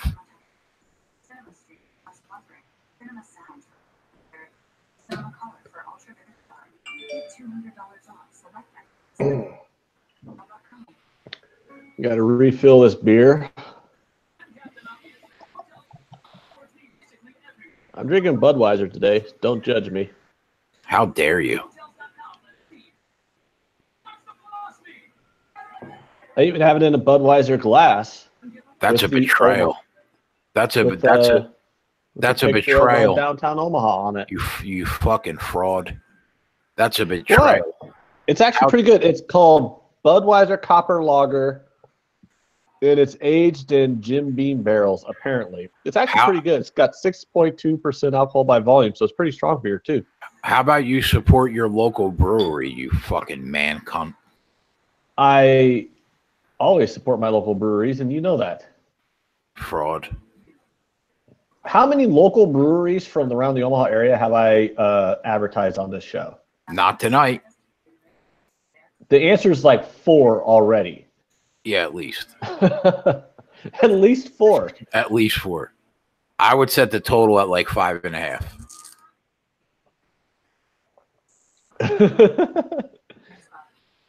Yeah, so Twatty's on Kansas State too. That makes me feel good that we gave Kansas State out at the beginning of the show. He's on Texas Tech minus 7.5, so he's not scared to lay the number. I was just disagree with that. I just don't want to. That's you know what exactly, I mean? exactly what I said. I think they win by over 10. I just don't want to. I know we can get a better number live. Well, I'll feel like a real cunt if we don't get a better number live. If Texas Tech just comes out and curb stops them from the beginning to end, then I'll be like, well, that was an opportunity to waste it to win a unit. But I mean, even if it's like 4-0 and the number goes from 7.5 to 5.5. Hey, let's talk real quick about a game Ryan Gosling pointed out, because I was actually looking at this and I was leaning the same way. Ryan is talking about Southern Utah and Montana State under 158. I kind of looked at that earlier, and that kind of fits into my one thing I noticed where you get those small little who gives a shit conferences that and you get them with these really high totals and like the 150s and stuff. And sometimes that's a good spot for unders because none of the teams in those conferences are very efficient on offense. Most of those totals are due to the fact they all are terrible on defense and they have a high tempo. But when you're still dealing with teams that average less than a point per possession sometimes. So I was kind of glancing at that game earlier too. I was thinking about taking that under 158. That total seemed a little high to me. I thought the game probably should be in the 152 range, so I might still bet that. I don't really have an opinion on it. I'm not going to lie to you and tell you, you know me. If I have something to say about it, I say it. Yeah, I might take that though at the 158, the under 158, because I was looking at that earlier. So last night, I've only given out. I know you were working, and I got off early because there wasn't much going on. But I gave out my second hockey game. I thought taking plus money with Winnipeg at plus 120 against the Blue Jackets on the road, I thought that warranted a bet, and sure enough, they won. So that's good. We hit the last three. Michigan I gave out live. I think Chris hit something too. He had something. So we ended up picking up a unit last night. Is that your phone pinging because I'm on our chat? Well, yeah. Anytime we have a message, my phone makes a sound. Yeah. Oh yeah, because I was messaging Eric on our group chat. Wow, up 17, baby. This is going to be a nice. Don't mush it, but this is going to be a nice bounce back after that fucking Marquette total yesterday. Max is on that. Sean says Max is on that under the Southern Utah Montana State game as well. Well, Max isn't bad at college basketball, so that's good. Yeah, I noticed he's decent at the sport by just a smidge. I think it's the only sport he caps. I think I followed him on Twitter, and he's like completely silent for like 8 months out of the year that college basketball started, and boom, flooded with plays. So up 20. Yeah, this Virginia game was about as easy money as you can get. I mean, what did we say? Oh, look at that. Yeah, but you know what, Ant? That line went from 7 to 5.5. So yeah, everyone was on Syracuse. Yeah, I don't know what the fuck they were looking at, but Twatty says Max is the best college handicapper in the world, and his opinion. Twatty could very well be right. College basketball is my third sport, and I'm still hitting that 60%. But he could be right. Max could be like I know like you're a baseball snob. I don't make bold statements.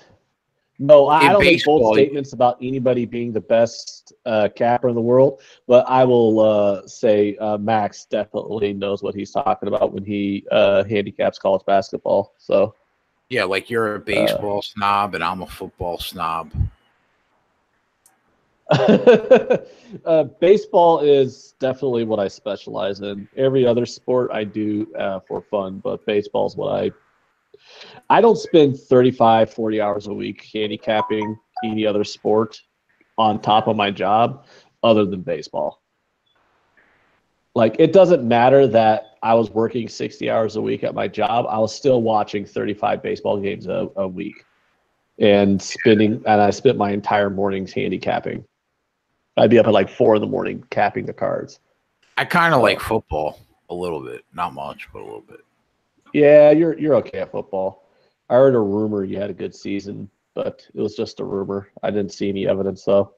4 minutes to go. I'm going to be pissed if they somehow give 14.5 points back here.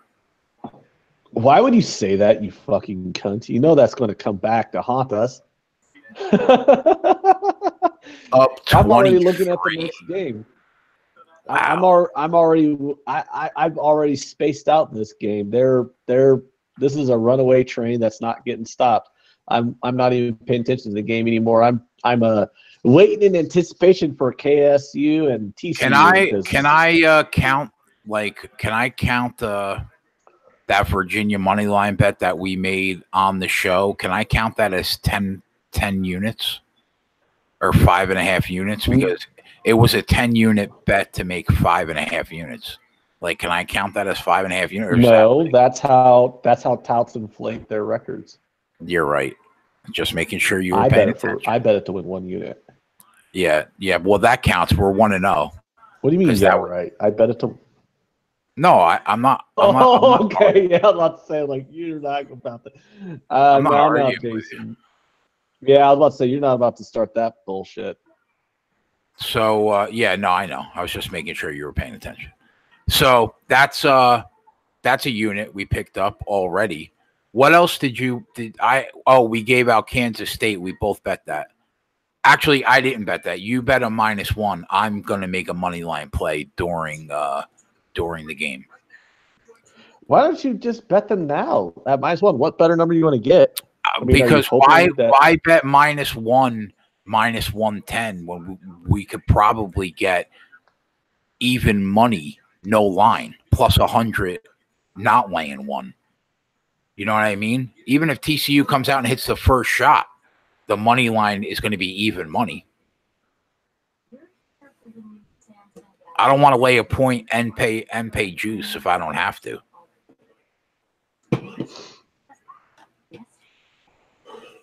I'm going to take those 5.5 units I just picked up, and I am going to slam Texas Tech at the first good number we see. You're breaking up on my end. I don't know if you're breaking up to everybody else, but to me, you're really choppy. Still?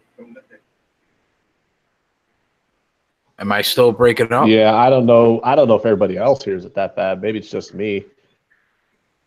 I think my internet's been running slow today for some bullshit reason. No, it could have been me. Is it better now? A little bit. Sean's talking about how hilarious it was that the Virginia second half was -5. And that was absolutely hilarious, Sean. I agree. Virginia's going to... God. There was no doubt. There was no doubt Virginia was going to just fuck. That's why I love Twatty in the second half. What's this? 70? They're up by 25 points. Twatty knows the deal. 25 fucking points. Plus 500 is 5 units. That's right, bro. That's right.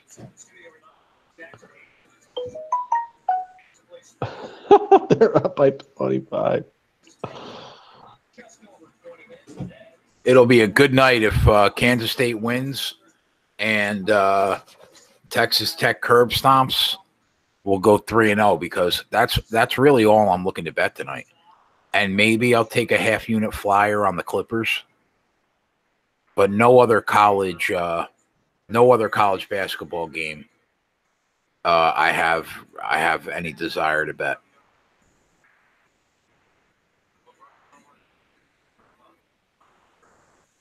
I'm trying to convince Eric to come on. Oh yeah, he's just putting his kids to bed right now. We went ahead and stuck the Browns stick for a minute. Do we want to take a live play on Or do we want to take a second half line with Brooklyn, Dallas? I think What's I'll the pass. I don't know. I don't know yet, but it's going to be – you're probably going to get a plus number on Brooklyn because they're up by 18. How many people do you think laid it with Sacramento tonight against the Knicks? I don't know. I can't. I know the Knicks are bad, but how the fuck do you lay 11 points with the Sacramento Kings? That's a lot. That is a lot. That's why I'm asking how the fuck you can ever lay that. Because they're not – Sacramento Kings aren't to the Wow, Brooklyn's up 20. Yeah, that's what I was saying. They're kicking the fucking shit out of the Mavericks.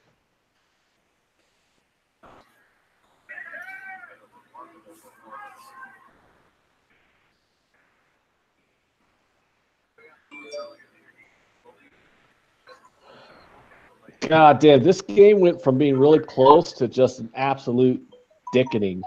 Well, I mean, you probably make – if you backed Syracuse this year in the first half against really good teams, you probably did really well. But if you backed those really good teams full game, you probably also did really well. Yeah, Virginia turned a tight game into an absolute teabagging. Yeah, and that's exactly what the North Carolina did.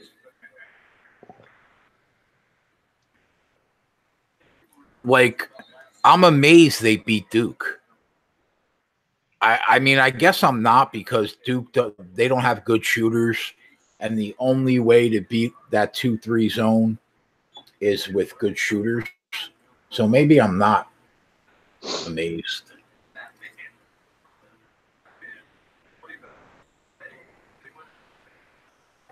Sean bet an over in a Virginia game. That hit. That's a ballsy play, but it looks like a hit. He's telling us Hawks Heat second half over 108. What was the total? Like 120? It must have been, because they're at 122 at the halftime. It's tied at 61. No. And the second Virginia. half, the Virginia total. It was like 123 or 24 or something like that. But Sean's talking about taking the second half over. 108 points. I think I might just do that. It sounds about right to me. All right, Sean, you convinced me. I should have laid 20 units to win 11 instead of 10 to win 5. Why would you lay 20 to win 11 when you could have just laid 10 or laid 11 to win 10 on the fucking spread? Yeah, no, because I'll tell you why.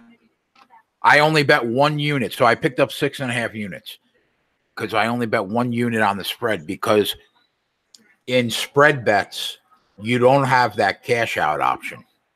Oh, you don't? Only money line plays. Okay. So when I hammer something, like really hammer it, got to be a money line play. So I have the ability to get out of it if I see the game's not going my way.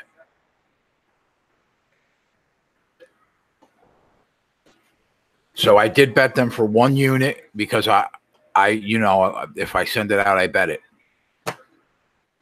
Better for 1 unit. I just took at the Atlanta second half over. You can't take any more though, because it tips, so you can't take it now. But all right, well, what we're going to start doing, what we are going to start doing is this. I'm going to Florida Gulf Coast just scored 12 points in 30 seconds. I'm going to start putting in every single bet into the chat that we have, so it's like a record, because you can play back the chats. All right, so we had Virginia money line minus 180. Virginia live minus 4.5 is what I bet, but other people got them at minus 3.5. But Well, that counts as a play because you did it during the show. Yeah. It was minus And, 4.5. Kansas State minus, and Kansas State -1. Yeah, yeah, give me a second. I know.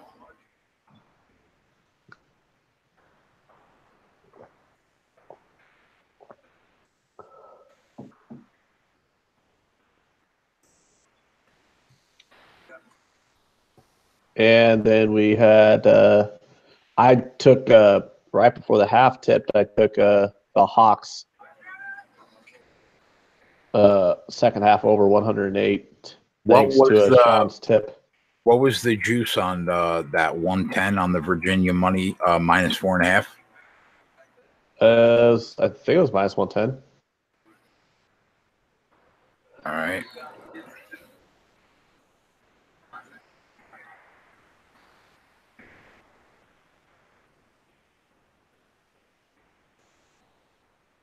RKE 404 wants to know what your thoughts on Bovada are. Oh, Bovada. My thoughts on Bovada is that book blows. Okay. I've heard a lot of people mention that. Like, what is it about Bovada that people don't like? It was great 10 years ago when it was Bodog, but when they changed it, I hate that book. They tax you to all hell with their lines. It's just a bad book. Like Bookmaker, Bet Online, Sports Betting, even Five Dimes, Heritage. I would go to all those books before I would go to Bovada.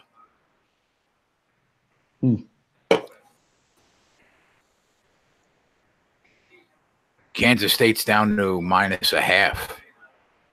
Yeah, that's crazy. All right, and Virginia money line, Virginia -4.5, Kansas State -1. Now, what bet did you just put in? I took the Atlanta Hawks second half over 108. The Hawks and Heat. Second half over 108. Yeah, Sean tipped me off to that one. All right, so we're up 2 units as of now with my Virginia money line bet, and your -4.5. I gotta ask Sean though if Midgetland won today. Did you take anything else? No, I didn't bet anything today, but I know I was on Twitter. I think I saw Sean was on Midgetland again. So I think they played today. It's a good start to the night, man. So we're up 36.15 units going into tonight.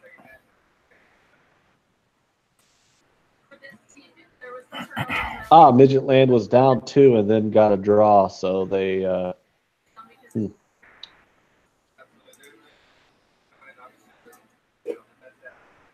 I gotta tweet out that play. Oh, you also got to point out I am on the Montana, and I'm on the Montana Northern Arizona first half over 71. That game tips off in about 5 minutes also. Montana first half over 71.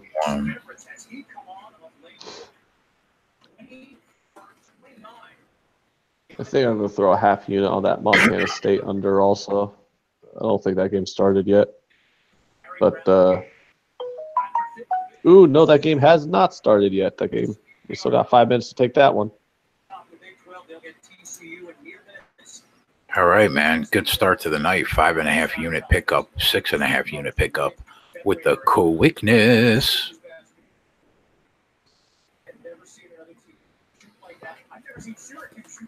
Yeah, I still got time.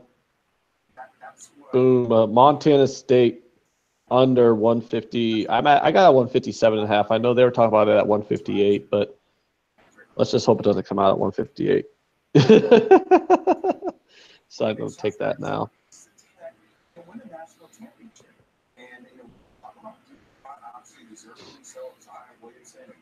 You know how I like to take those bullshit conferences unders on those massive totals. Unless, of course, it's like Omaha games. They always seem to go over. Kennesaw State and Lipscomb under 148. Is that game started yet? Or Hey, Joe, I don't know. Joe tweeted out about the KegCast. I'm going to retweet it so you could retweet it too.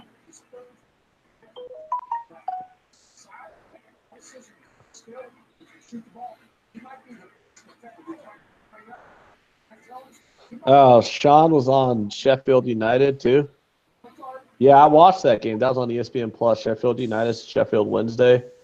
Boring as fuck. I had it on in the background while I was cleaning my house. No goals. 0-0. Fucking bullshit. Lipscomb is destroying Kennesaw. It's destroying Kennesaw State. It's a 42-26 at the half. Let's see what that halftime line is. I bet that's good. I bet that's probably a good number. Let's investigate this second half line. Did you hear that, Jay? Did you hear what I said? A really boring soccer game that you watched. No, I said Lipscomb. Oh, yeah. Lipscomb. 2 syllables. Lipscomb. Can you repeat that for me? I mean the dick. I'm sorry. I'll shut up. Holy crap. They are minus 11.5 on the second half after being up. Nah, I'm passing on that game. Fuck that shit. No reason to bet that Lipscomb second half. Huh.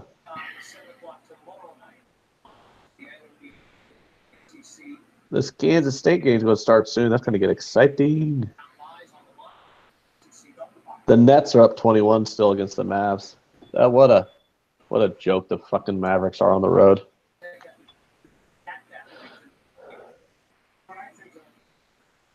But no, yeah, I did have the Sheffield United and Sheffield Wednesday were playing on. The game was on ESPN Plus, and it was boring. No goals, 0-0 draw. It was like a first state. Nobody scored.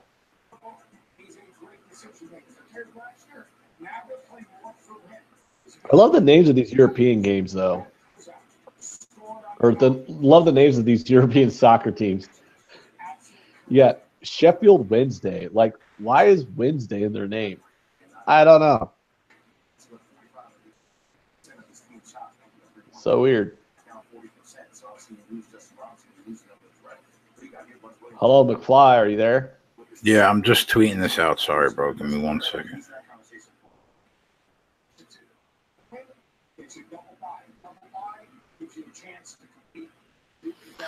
So the first month, for the $100 investment, people made $100 bettors made about $350 profit on the month. 15 and 10, 60%. Not what I wanted. I wish I could have got them like 6 or 7 units in the first month, but 4.15 units. We ended the month up with 60% winners. I mean, it's good enough, man. You're making money. Yet another month in the books where bettors have not been down a unit betting my place.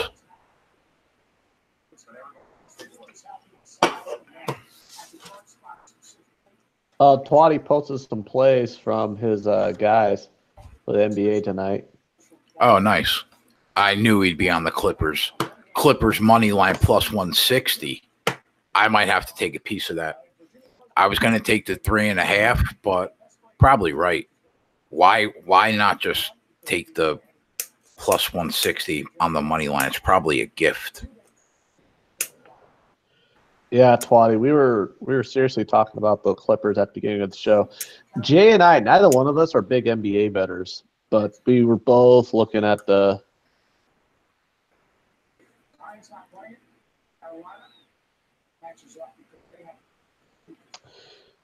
Why do you know that, Sean?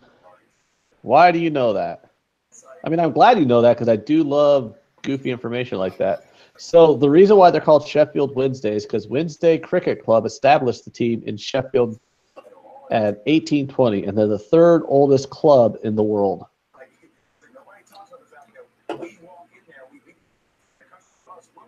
The more you know. Do. All right, TCU. So you're going to quit smoking cigarettes and drinking Monster? TCU up 2-0, and instead of getting them -1 Kansas State, you get them +110 on the money line. Bang. Exactly what I said. Put it in the books. +110 Kansas State money line. You son of a bitch. Getting them good numbers.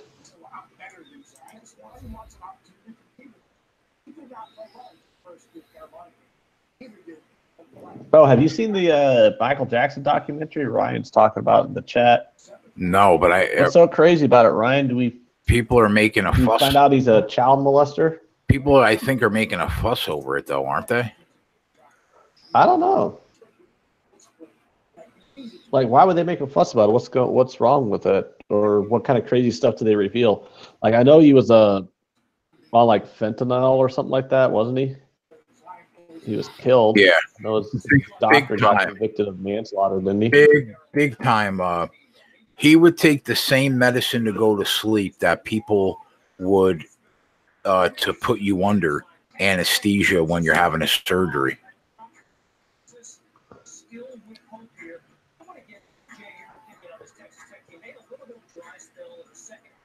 Looking forward to watching this Texas Tech game.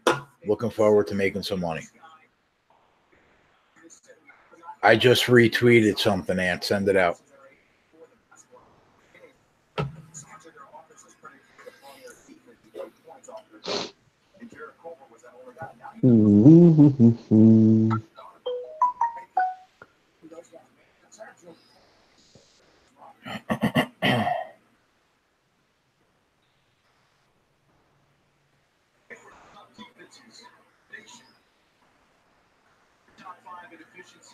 It's awesome, baby.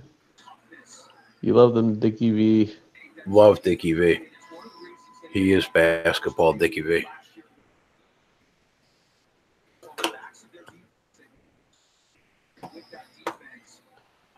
Wow, Joe Neri's tweeting us out. That's pretty cool of him.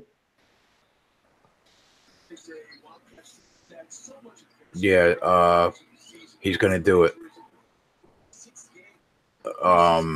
Possibly daily. I told him that we're going to have a schedule now because you have another job. I said, so this week we'll figure out, next week we'll figure out the schedule so people can always check us out on whatever days they'll know we'll be on, and they'll know what time.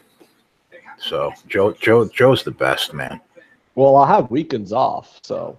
Yeah, so like definitely definitely Saturdays and Sundays will be on, and or Fridays and Saturday, whatever you want, however you want to do it, and a couple days during the week. Yeah, it's weird. People who never had to work in retail management before take for granted the fact that they have every weekend off. I think I've worked probably 90% of the weekends, at least one weekend day of my entire adult life. So not having to do that anymore is pretty exciting for me. I told him we'll get the schedule down like 4 or 5 days a week, and I'll let him know the times. He's such a good dude, man. Took a shot on me / us, and we've definitely come through for him. Yeah, I'm getting frustrated, though. My internet, I think, has been going slow all day, or at least this whole cast. Like, you keep breaking up to me, and, like, all my feeds keep buffering.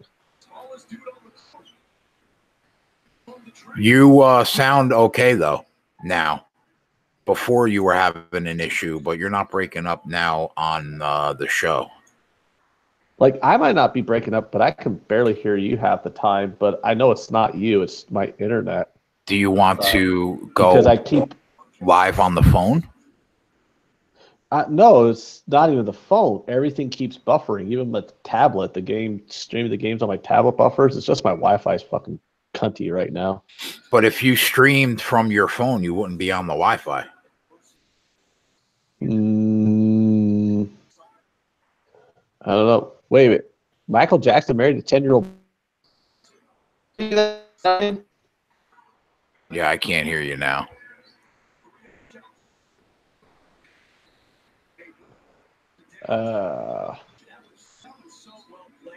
I'll call. Send me another invite.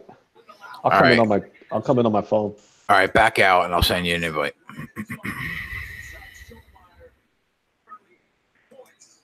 All right, we're gonna give Larson.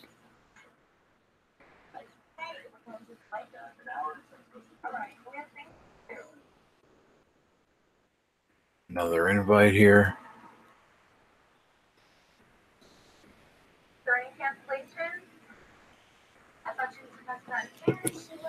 Texas Tech should have been -10. I think the line was probably around what it was, maybe 7.5, 8 personally. But I think they could definitely win this game by 15. Like, they could really blow Texas out of the box, which is what I'm going to hope they do. The money line is 380 right now. I really don't want to lay 380. But if I can lay like -200, I'll bet 10 units to pick up a nickel.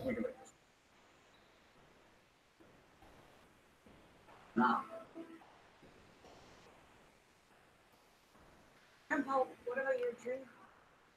2-0 Texas Tech. That game just tipped.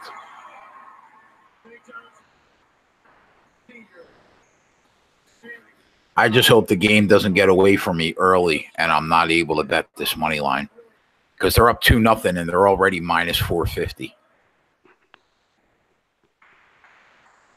Who's -450? Texas Tech. They were -380 before the game. Money line. So they're up 2-0 right now and they're -450. That's a steep fucking money line, dude. I need Texas. I'd like Texas to get up like 3. I'd even take a -250.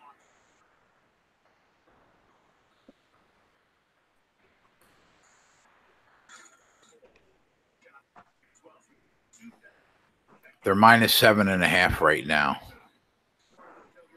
which I think is where the line closed at. You know, I can hear you clear now. Yeah, I think the game goes over, Ant. I know they're so good defensively, but 129.5 is low, man. Is that the live total now? Yeah, right now it's 129.5. Over is even money. Dropped 128.5. I mean, they're so good defensively and especially at home. So I understand why the line is where it is.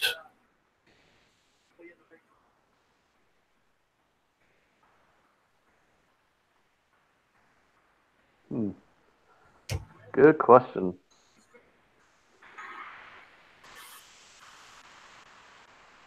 That's why I think they're a dark horse. If their offense is clicking in the tournament, they are so good defensively that when they're up 5, they're really up 10.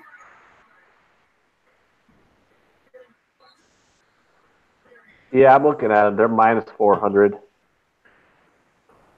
Yeah, total's 127.5. Yeah, I got 126.5 right now.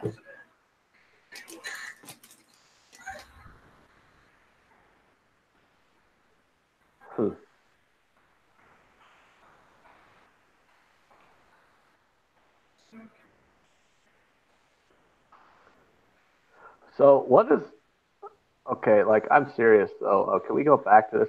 Michael Jackson. I don't want to go back to it, but I got to. So he manipulated families. What's the name of this documentary, Ryan? Is it on? Okay, it's on HBO. Is what he's saying? Okay, I got HBO.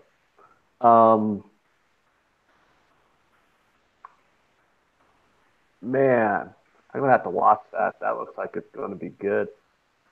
Or not? I don't want to say good. That looks like it's going to be interesting though. I sent you a message last night when we were talking about how Barbara Bush looked like she was 80 years old for about 30 years. That's what I told you, but yes.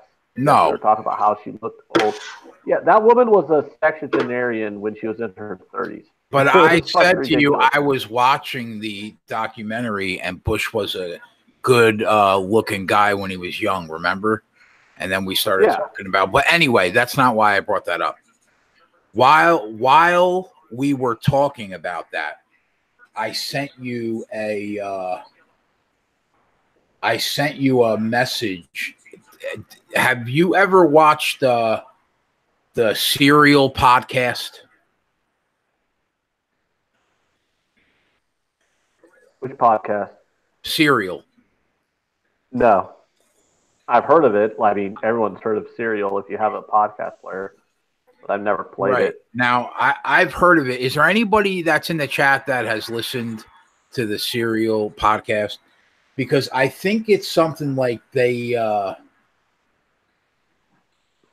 like each season or each set of 10 episodes, they focus completely on like one crime or something like that.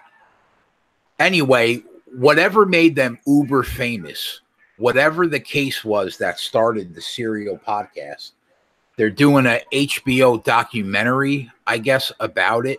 Because apparently there's new information in the case that was that looks really really interesting. That's why I just wanted to know if anybody had listened to that. I'm going to give it a shot tonight while I'm breaking down the games tonight after we get off the phone for tomorrow. I am going to listen to the first and second episode and see what it's about. But I have listened to again. I listened to it again today while I was cleaning my house and watching boring soccer games. For the third time, I went through the Joe Rogan's podcast with Alex Jones. I'm telling you, man. You know, the thing about Alex Jones is I think he's like 10% right on everything, and then he just takes it to like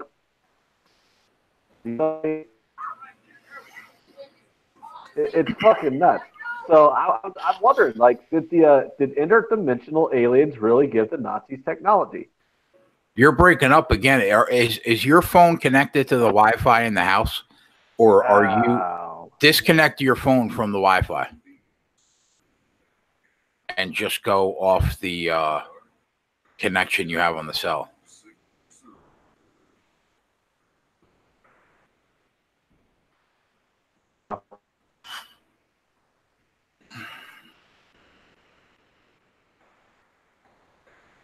Yeah, Sean, like, come on, man. The interdimensional aliens had to give the Nazi technology, right? Doesn't that sound plausible? And what about the elves he was talking about, man? The elves that they talked to when they stared into the orb while they're all on DMT. I don't know what to say. If nobody's actually watched or listened to the Alex Jones, Joe Rogan podcast, they're probably a little bit lost. And I'll be honest, I listened to the damn thing like 4 different fucking times, and I'm still lost when Alex Jones starts talking. But there's interdimensional aliens, elves, some mind control orbs, baby harvesters, post-birth abortions, and some other fucking shit. And despite all of that shit that Alex Jones is talking about, he's still not crazy enough to go with Eddie Bravo on the flat Earth.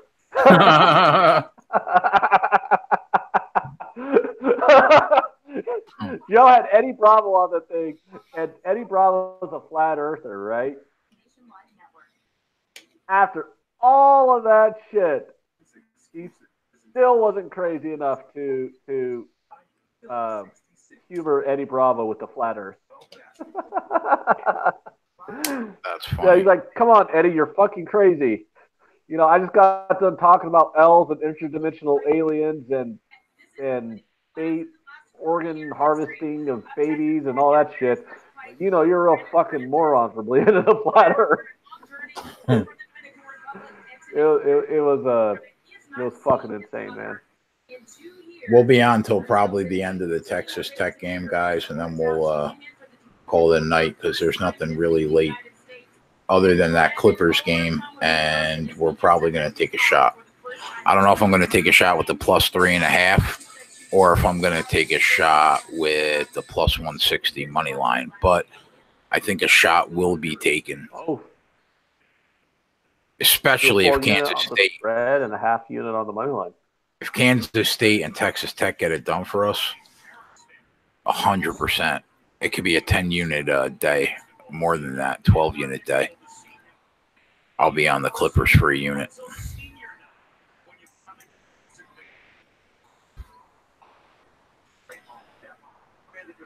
So, what is this new Michael Jackson? Is the Michael Jackson documentary on HBO right now? Yeah, it's Ryan says it's called Leaving Neverland. Oh, okay. And he's marrying 10-year-old boys. I will watch that tonight. Speaking of documentaries that were on HBO that I saw Won't You Be My Neighbor, the Fred Rogers documentary.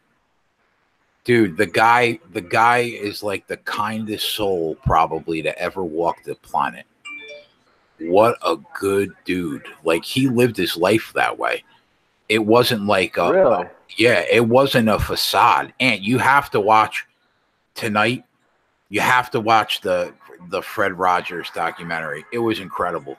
I loved it. I thought to myself, if there were 7 billion people on Earth like this guy, we would have guaranteed to have left this place a better like for our children than we have. It's so good. Wow. I thoroughly enjoyed the Fred Rogers documentary. Tonight, I'm a big documentary guy, so I will watch that Leaving Neverland documentary literally as soon as I'm done handicapping tomorrow's card. I don't know. Do I want to watch a documentary about a nice guy, or do I want to watch a documentary about a pop star who fucks 10-year-olds? You should watch both. Basically just okay. Watch one tonight. Watch one tomorrow. It's 4 hours. Oh God! Holy shit! 4 hours. Ryan says it's 4 hours. Is it in two parts? The part where he marries them. It's got to be in 2 parts. It's got to be like a part 1 and part 2. I don't know. I always felt jealous for that kid, you know, back in like the early 90s. He got like $25 million settlement. I mean, yeah, like Michael Jackson. I get a $25 million settlement. I might let Michael Jackson diddle me for $25 million. Yeah, I mean, you figure you're like 9 years old, right? You just block that memory out, and then you're set up for life.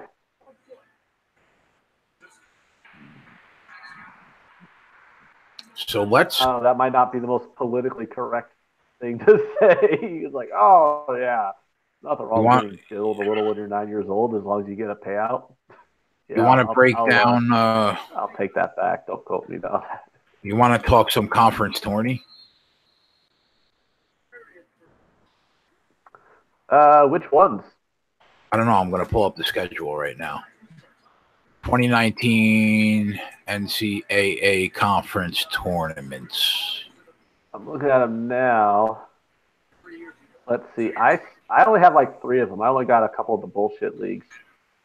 The ASUN, I guess the ASUN started today.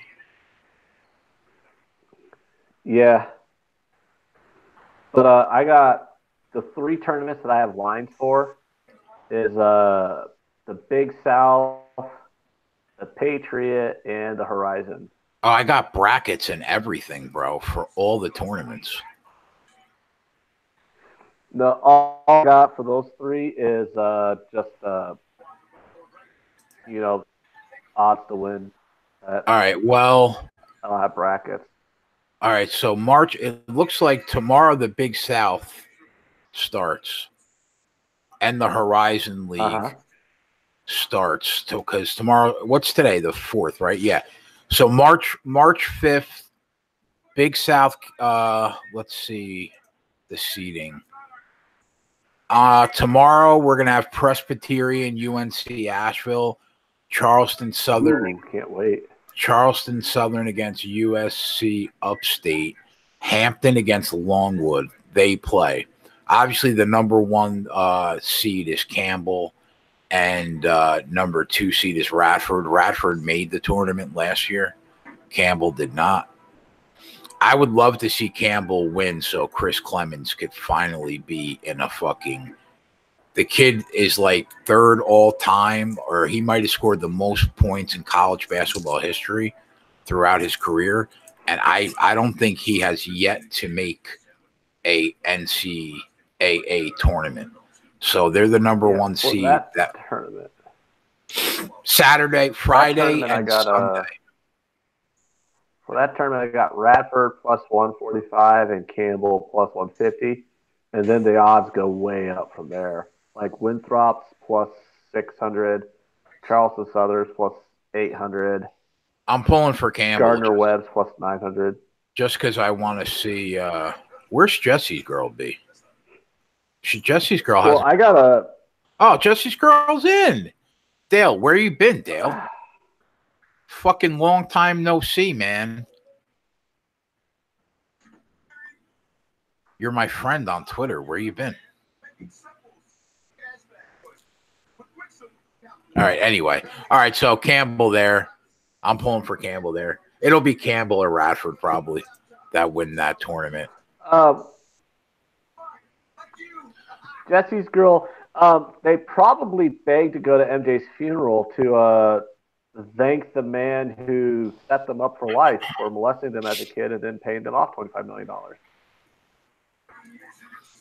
Horizon League kicks off tomorrow. Wright State, the 1 seed against IUPUI. Northern Kentucky, Detroit Mercy. Northern Kentucky's the 2 seed. Oakland's the 3, playing the 6 seed Youngstown State. And then Green. Northern Kentucky's the favorite to win. Wright State might be the 1 seed, but Northern Kentucky's the favorite to win. What are the odds? What do you got? I got Northern Kentucky plus 110, Wright State plus 150. Yeah, I don't know. I could also bet Northern Kentucky wins the Horizon at plus 110, obviously. But then I can bet Northern Kentucky won't win at minus 150. You know, for all his flaws, Jeff is really good at breaking down these conference tournaments. But I would, big man. But yeah, I would say you're probably, all right, we get it. I would say that you're probably right with Northern Kentucky. Probably deserves to be the favorite, but I think Wright State can definitely. Big man in my life, Jason. I think Wright State could win the tournament. What are the odds on Northern Kentucky? Plus 10 cents. And Wright State's the exact same thing? No, Wright State's plus 50. Oh, wow. Let's see what else we got going. So I could take Northern Kentucky won't win at minus 150. So that'll take Wright State. So that's basically like saying I'm going to take the 1 seed plus every other team in the tournament against Northern Kentucky at minus 150. I don't know. The Patriot League kicks off tomorrow. Boston University against Loyola, Maryland, 8 versus 9, and Lafayette Holy Cross, 7 versus 10. The 1 seed is Colgate. The 2 seed is Bucknell. and then the 3 and 4 seeds are Lehigh and American. You got odds for that league? Yes. I got Colgate plus 110, Bucknell plus 200, Lehigh plus 350, American plus 650, and then you start getting into the long shots. I don't know why I don't or have I could odds. take I don't have odds for or I can fade Colgate at minus 150. So I could bet Colgate won't win at minus 150. So like the 3 tournaments that I have lines for right now, I can bet that the favorite won't win. So I have the Big South Conference with Radford, Campbell, all that. Well, Radford's the favorite at plus 145, so I can take Radford won't win the tournament at minus 140 or at minus 190.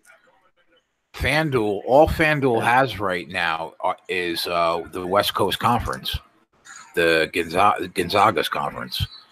I don't understand why I can't. I don't like. There's shit kicking off tomorrow, and you're telling me that FanDuel's not going to offer it? You gotta be fucking kidding me. 5.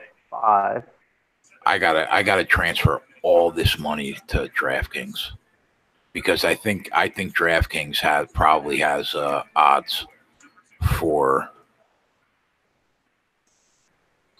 Jason, we're stupid ass motherfuckers. Why?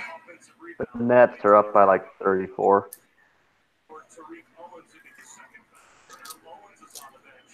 Oh, happy birthday, Dale. Dale's having a big-time party on Friday.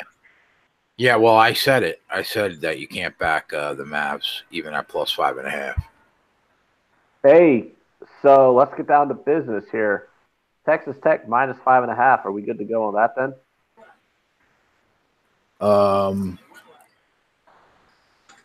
No, I think we could probably get it. I want to see if we can get like a 3.5. 2 possessions. I would feel good laying it. Okay. Twatty's right. I mean, right now Texas is killing them on the glass. Let's let me see what's going on here because I'm about to get angry.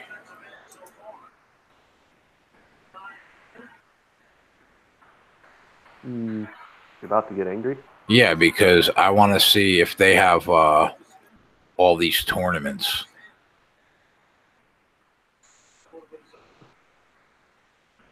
I need some more scoring in this Montana State Southern Utah game. Atlantic Sun, they got Lipscomb. No, wait, I need more scoring in the Montana Northern Arizona game. I have the over on the first half on that one, and that doesn't really look like it's going to hit. Oh, yeah. They have odds for everything, bro, here. For every conference. I'm going to have to pull out like 7,000 and take it out of the the Nets are up by 37. Yeah, I mean, bro, the ship has sailed. I said it. We didn't bet it. It is what it is. I just want to keep rubbing it in that we. How about this? How about this? Duke is plus 105 to win the ACC. North Carolina is plus 300 and Virginia is plus 175. You're telling me Virginia or North Carolina can't win the ACC conference tournament? I wouldn't mind backing North Carolina at plus 300 to win the conference tournament. Is Zion out still? Yeah, as of right now, he is. I expect him at some point. I expect him at some point to be playing in the conference tournament because if he is coming back, they're not going to want him to come back completely cold for the tournament.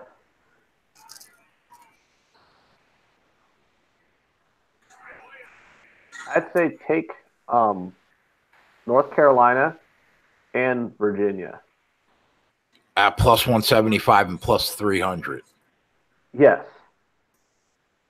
And then just hope one of them knocks out Duke and takes it.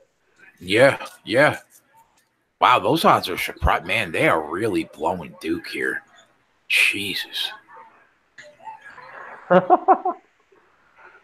They're blowing something. Texas Tech up 6. Yeah, I missed the opportunity there. Oh no, don't take the 3 points better than the closing line, Anthony. 2 And points. now the live line's 8.5. Well, now the live line's at 8.5. Yeah, so it's 1 point worse than the closing line. It's not. It's I'm not betting that it bad. now. Kansas What State's the hell up happened 5. to Lipscomb?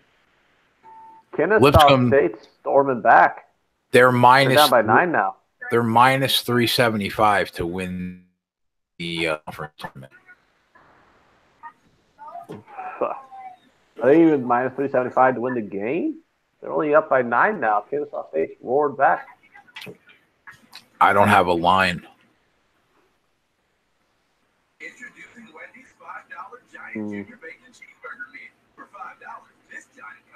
Spurs Nuggets are at the halftime. Let's check this halftime line out.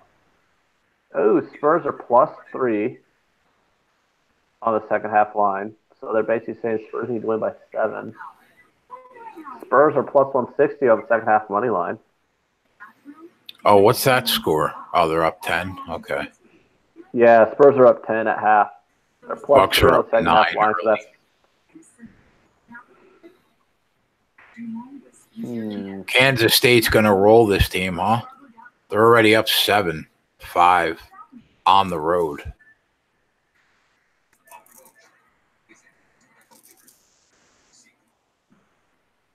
Yeah, Armin, what price can you get on the field against Duke? I thought the field. I thought the field. Give me that. I thought the field was minus 200, weren't they? If Duke's +105, then the field will probably. They're not plus +105. range. Duke right now is plus 270 to win it all. No, the conference tournament. Oh, okay. Yeah, that's plus 105.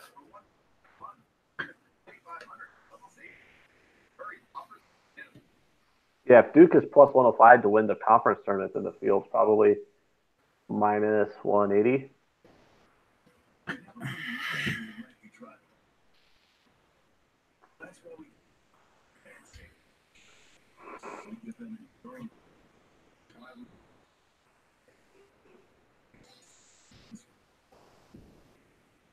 Man, is Kansas State pull away? They're up 5. They're up 5. Yeah, TCU probably pulls away, though. I don't see TCU not crushing them. Texas Tech. I said TCU. I meant Texas Tech. I did not mean TCU.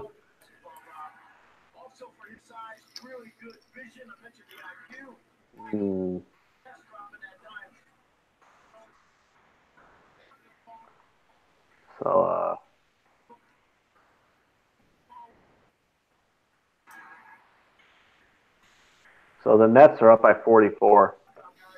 I mean, can you tell me why I'm still getting updates?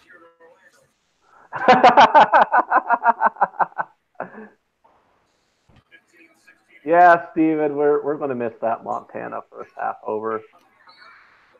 Oh, you lost the bet? Irritated by that. Yeah, I was over 71 on the Montana first half.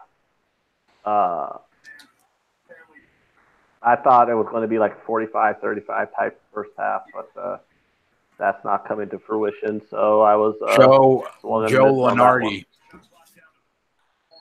Joe Lenardi right now saying Texas Tech and Kansas are 3 seeds in the tournament.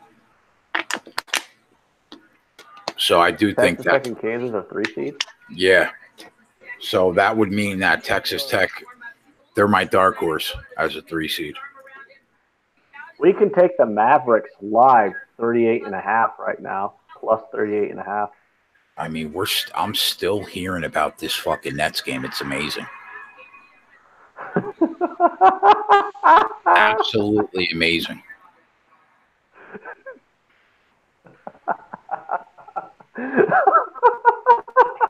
I'm amusing myself by it now. You let it be known that I'm annoying you, so you made a mistake there. I'm going to keep poking that bear for a minute. Why did I make a mistake? I said I said my piece, and that was it. Why did I make the fucking mistake? No, you let me know that it annoyed you that I was bringing it up. So now I'm just going to keep bringing it up. Texas Tech already up 9. They're minus 10.5. Oh yeah. Remember that time you told me don't take him minus 5.5 live? Bro, you're your own fucking man. I don't want to hear it. I don't want to fucking hear about it.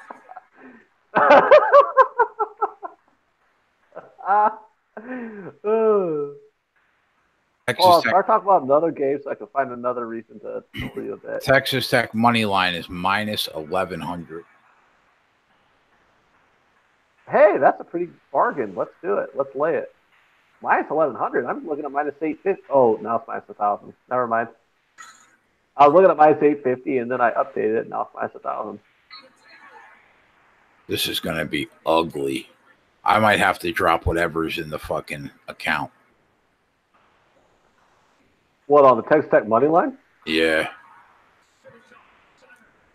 If it gets back to the original number somehow before the game started, I'm laying it. I mean, Texas Tech can't make. I mean, Texas Tech. Well, I mean, it was it was minus 380. I'll lay. I mean, you know me, bro. I've laid insane numbers to pick up knickknacks. Texas can't fucking. They can't make a shot. It's amazing. I should have sent that 7.5 out. Fuck. They're minus 750 right now. See, I mean, if Texas, can get 2 stops and make a couple baskets, it'll be right back down. Kansas State's pulling away, up 6. I could parlay, actually, money line parlay, Kansas State and Tech is minus 125. I might hammer that. That's more reasonable than laying 1,100. You think? Like you could lay about actually it's minus 160. No, minus 120. So you could lay 6 for 5. Mm-hmm. I would just hate to see Tech win by 30 and then Kansas State lose by 1. That would suck. Yeah, I could parlay live. Big card tomorrow. Big card tomorrow. What? There's a big card on college basketball tomorrow. Yeah, we could look at that. We could break that down. I'm going to go back to the conference. We'll have to do another show. I'm going to go back to the yeah, definitely do another show. I'm going to go back to the conference tournaments. Well, the Clippers are getting 4 now. How about that? You see that? The Clippers line moved. You're getting plus 4 on them now. Yeah.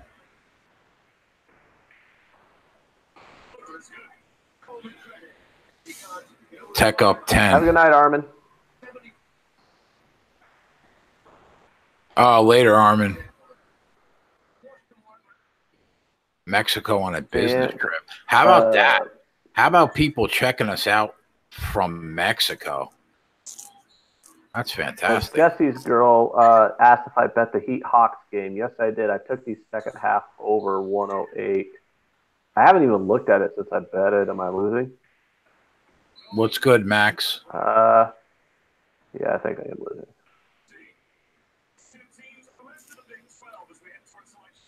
What's good, brother? I'm doing well. We're doing well tonight. Picked up 6 units on Virginia live money line. I sent out Virginia to the accounts. That hit on the spread. Anthony hit the live spread. It's a good night so far. I hit the live spread and the live money line. I took money line and spread on Virginia. Yeah, well, I had the spread pregame. That's just But that's just going to make up for me not going to hit this Northern Arizona, Montana first half over. Ridiculous. We got Kansas State -1.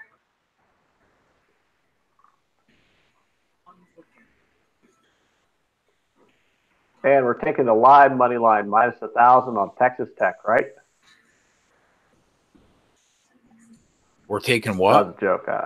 Oh no, it's no. It's -775. If Texas can go on a little run, I'll pound it. But we're looking good in the Kansas State game. They're up 4. They've been in full control basically the entire first half. Yeah, Jesse's girl, I got the over at 108. Max is 10-3 on the night. Good for you, bro. Good for you, brother. Tex, he's got first half. That's a lot of college basketball games. And he said he's got a lot left at 10-3. Jesus Christ, Max. You need a fucking 12-step program. 10-3. No, he's probably got like a pie chart or something. Texas Tech first half. That probably was not a bad call. What were you laying there? 5.5? Oh no, it was 8.5. 7.5 pregame. What were you laying? 4?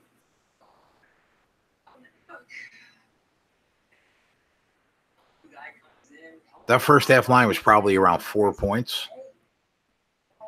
That was a good call.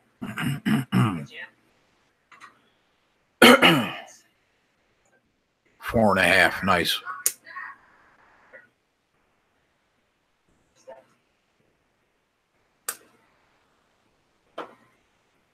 Never in the history of the NCAA tournament. Yeah, that's probably going to hit. They're up 10 now.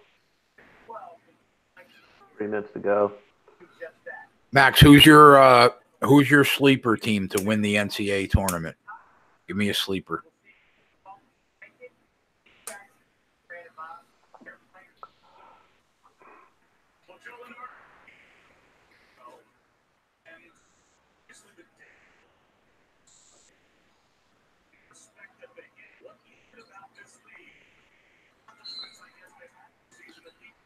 Texas Tech, I think, is my sleeper pick. I mean, it's not that much of a sleeper. They're a 3 seed, but the top 8 seeds are really strong this year.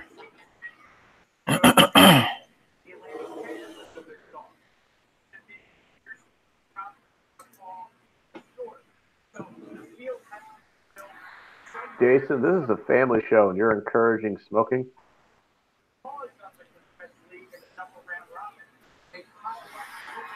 Wow, Texas Tech money line is 12.25. I should have just took the -370. Fuck.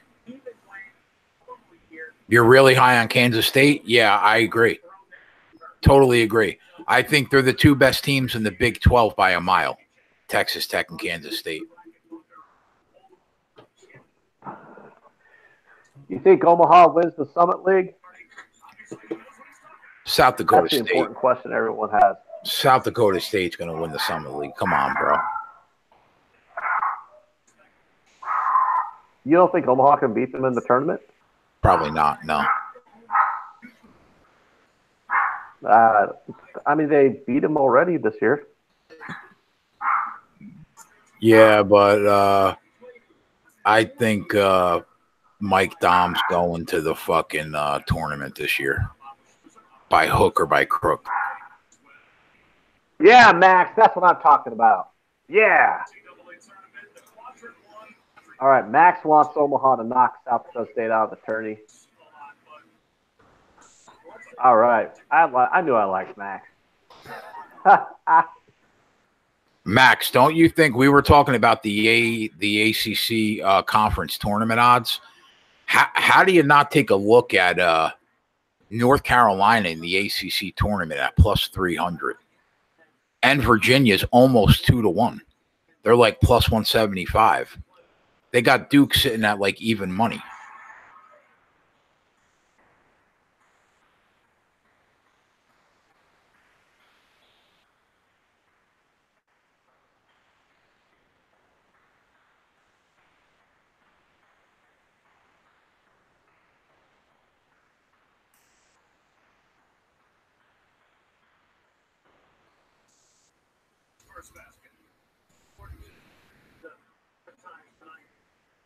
They are a joy to watch. I can't argue that. Not as boring as it used to be. They are so good offensively this year compared to last year. Yeah, Tech's rolling, Twatty. We knew that was going to happen. I should have just sent it out at 7.5 like an idiot.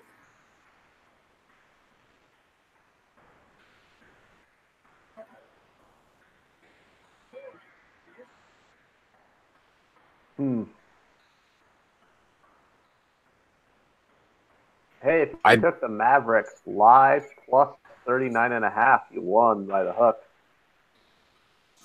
I think even though Virginia lost to Duke twice, plus 175 is nice money for them to win that tournament.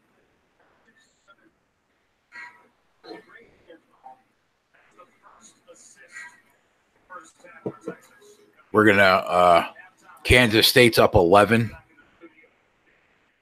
That's looking sweet.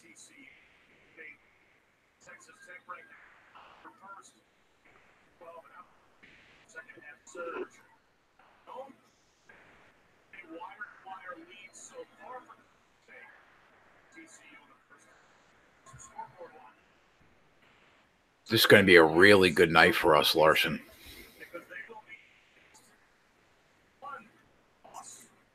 To get back on track.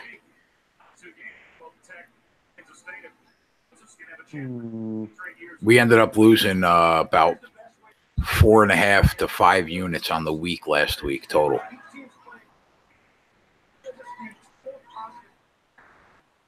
We can get a lot of it back tonight, almost all of it. We're 2-1 right now because you dropped that one play. If we can get Kansas State home, we'll be 3-1. I'm going to see what this Texas Tech halftime line is. Maybe make a play on them in the second half. Well, I'm looking at some halftime lines now. Yeah, they got 46 seconds.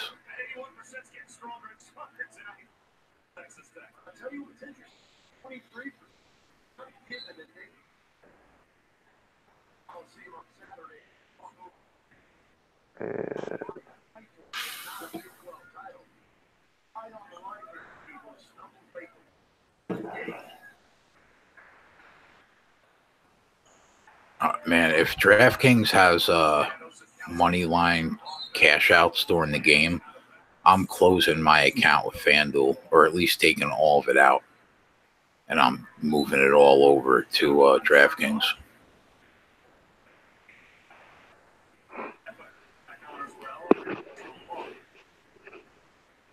Why? What's the difference?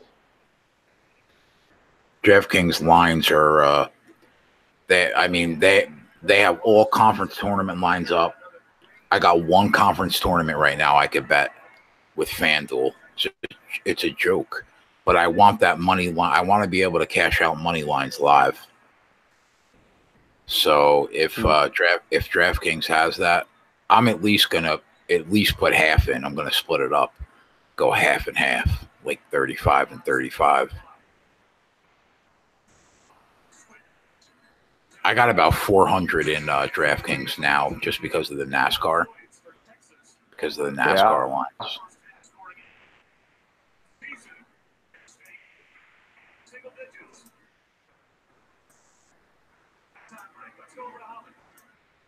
it's senior night. One of those guys, Matt Mooney, has had a terrific first half. How do you describe his toughness and attention to detail?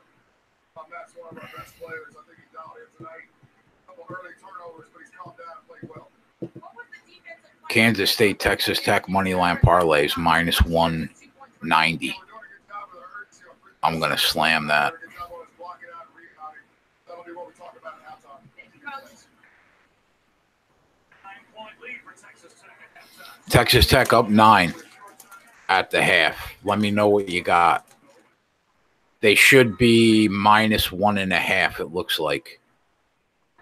Because they're -10.5 live right now. Up 9 at the half.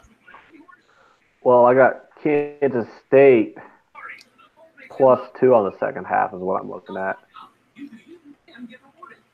You betting that?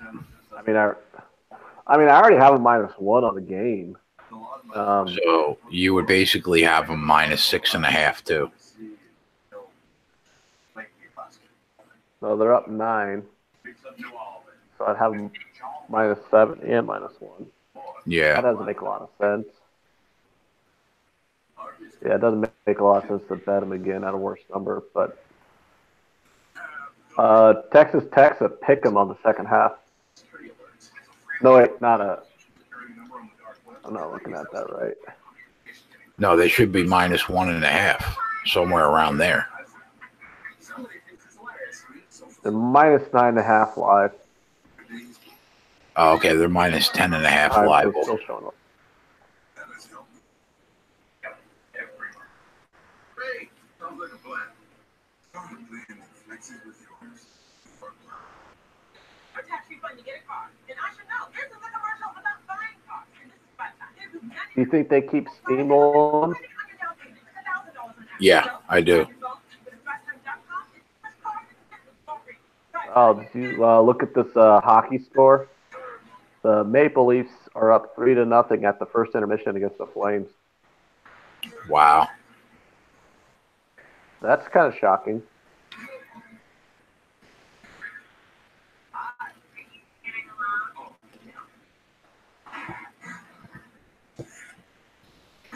Hey Max, do you have your own daily show now on SBR? Somebody was saying that at 3:00.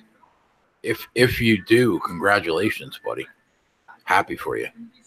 This Hawks Heat second half total's coming down to like the last second, dude. I think we need one more basket in 9 seconds.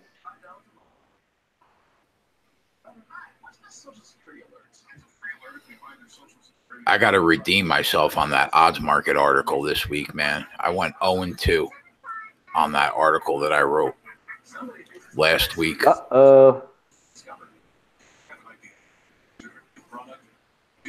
Congratulations, Max,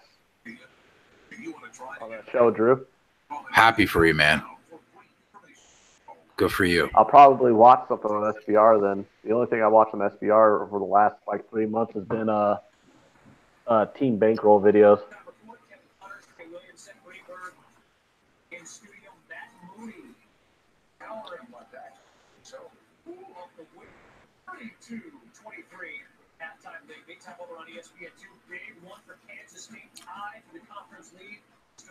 Yeah, Twatty, man.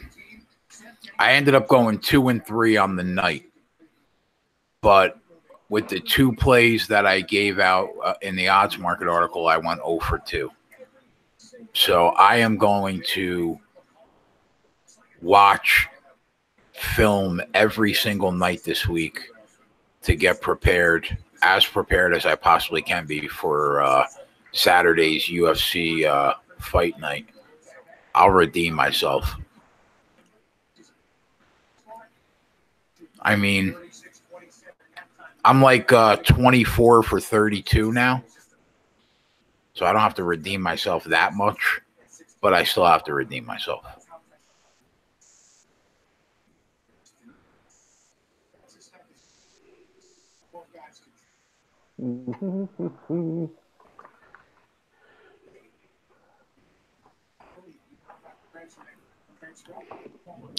Yeah, I cashed the over in the John Jones fight and Cody Stamen. And I lost Garbrandt, Woodley, and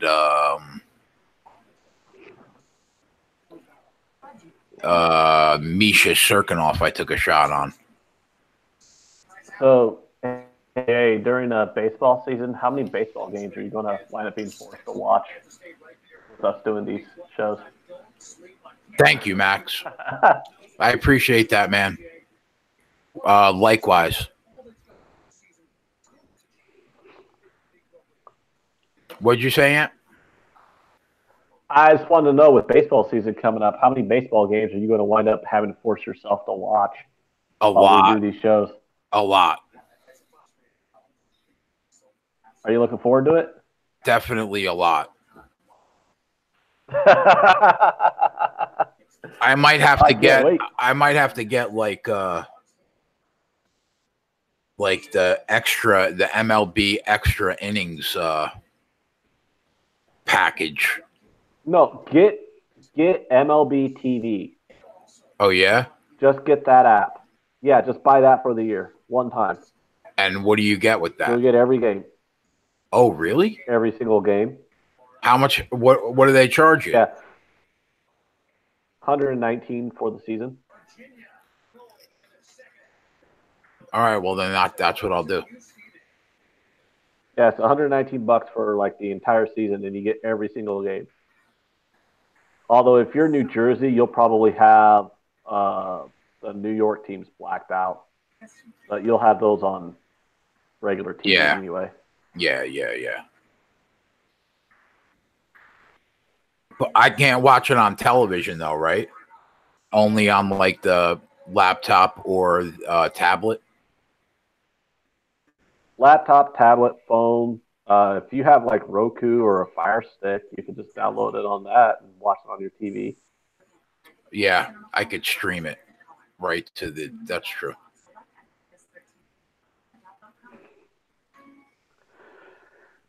Yeah, Twatty, I basically did the same thing with MLB Network. Just left it on 24 hours a day.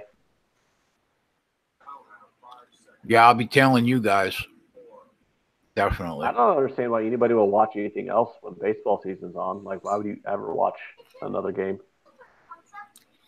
I'm like fiending for football, man. I've been watching the combine like crazy. And I can't wait for the draft. We'll definitely make some money betting draft props. I'll be preparing for that as soon as the combine's over. And then it'll just be like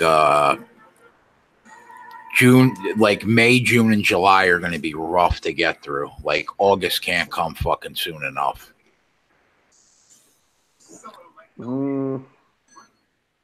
That's your opinion.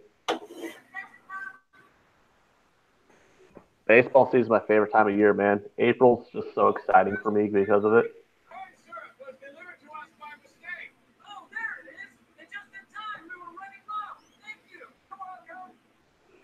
I'll be more into baseball this year because I'll be tailing you guys. So I'll be watching. I'll be like in the know, like as far as like what's going on. But the whole time I'm watching baseball, I'll be daydreaming of football.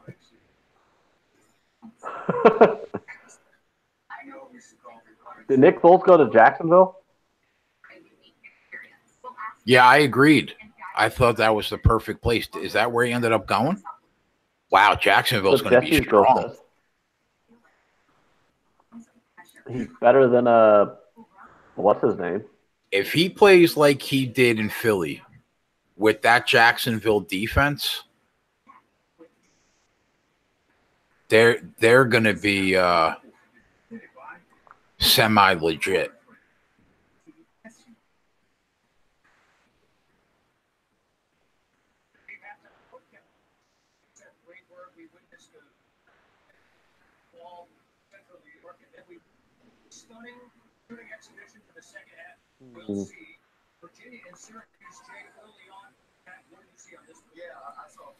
They're going to be semi-legit.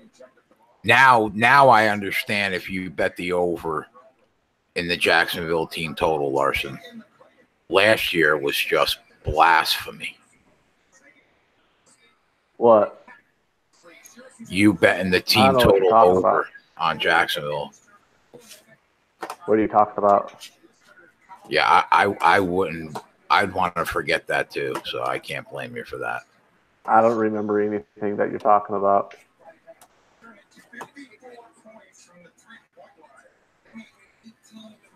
Sounds like a bunch of lies straight from hell to me. Denver Nuggets down 11. That's why they're 18 and 17 on the road.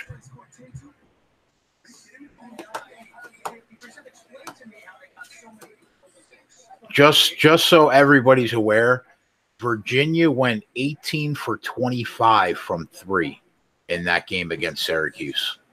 In my write-up, I said Syracuse is toast because Virginia's going to rain threes over that 2-3 zone.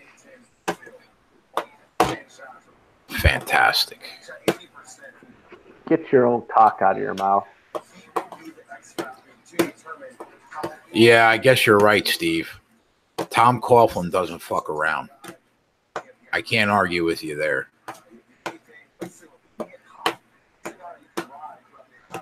Remember when the Giants fired him because Eli sucked?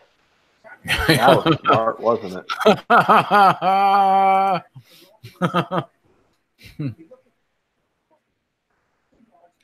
I can't believe they're really going to trot Eli back out there this year. They're really going to start Eli again. Don't even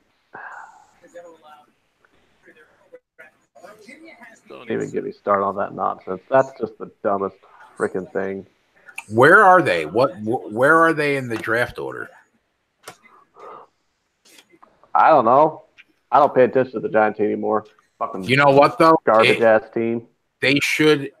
If I'm them, I would make a conscious effort to be absolutely dreadful next year and the following year, so you can get Lawrence from Clemson, or next year you could take a shot on Tua or Herbert from Oregon. Like, if I'm a bad team, I'm waiting to either take Tua next year or Lawrence the year after. Period.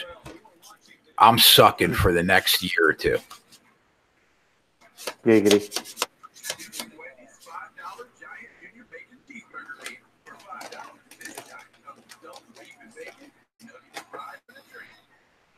Dwayne Haskins is all the Giants need. I don't know, man. I think he's good. I think he probably deserves to be the first quarterback taken just because of how small Kyler Murray is. But I don't think there's a lot of question marks around Dwayne Haskins. He's not – Twatty's funny, bro. Eli is bad at throwing footballs. I mean, it's not guaranteed that Haskins going to be a fucking, a bomber. Like, he's not a can't-miss player, I don't think. I don't see how Eli can hit, though. He's a definitely miss player.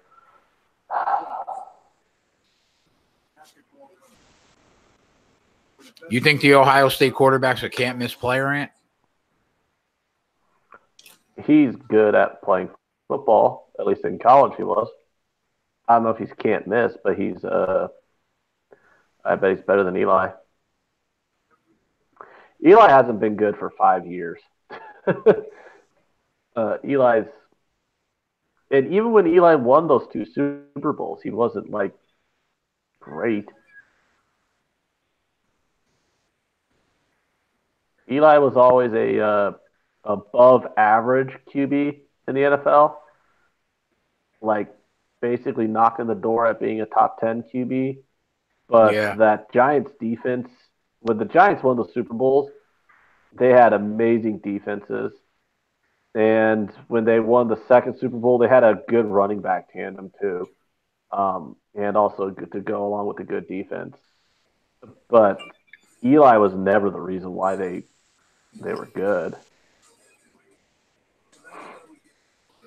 Yeah, Corey, we're not going to get Eli to the playoffs right now because the Giants are fucking terrible. Yeah, that Giants defensive line was a Philly huge. People are so nice. That Giants defensive line was a huge part of the reason why they won those Super Bowls.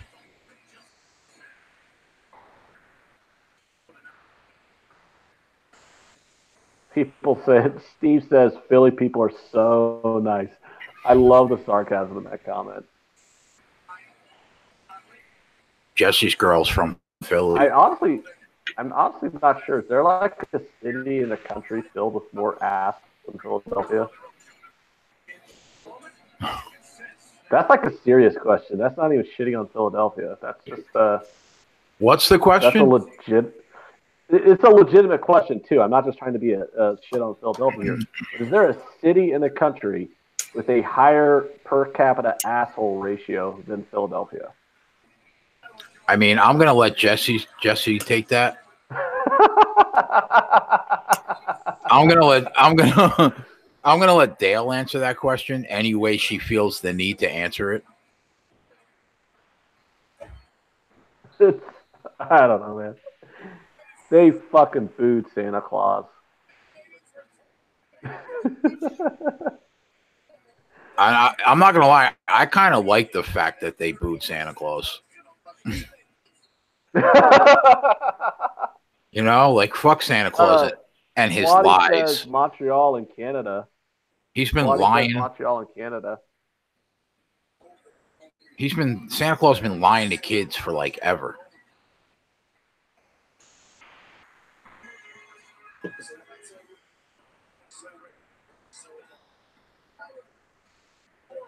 That was in like 1960. Let it go. Okay, I will. Texas. They cheered a paralyzed Michael Irvin, though. That wasn't in 1960. Texas Tech comes out and just pops a 3 immediately. They are so fucking good, man. Kansas State's up 13. Yeah, that's a winner.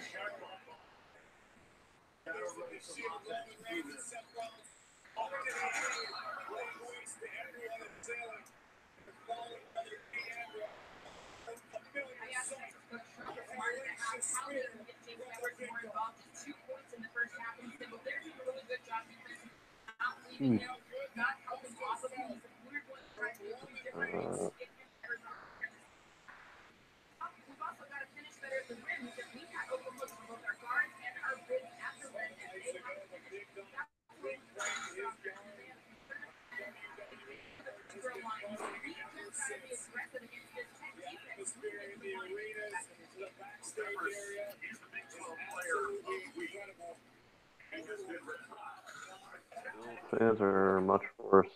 Why are Bills fans so bad, Jesse?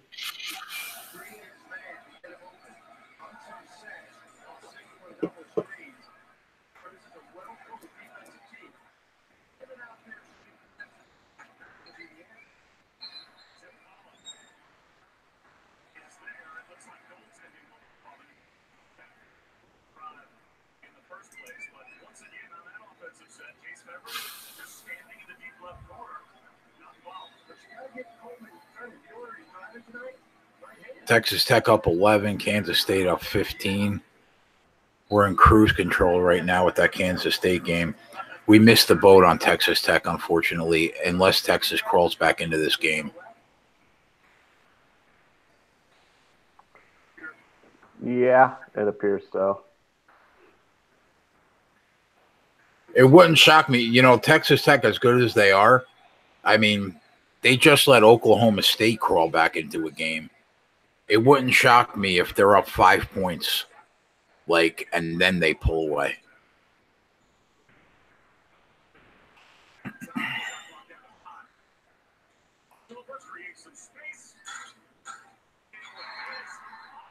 Mm-hmm. Like Texas Tech's just not able to do anything Texas is not really able to do anything offensively here. Yeah. They only got it's the second half. They only got 25 here.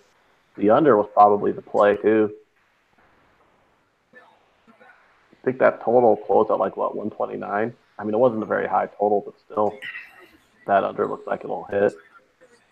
Texas doesn't contribute anything to the scoreboard anyways.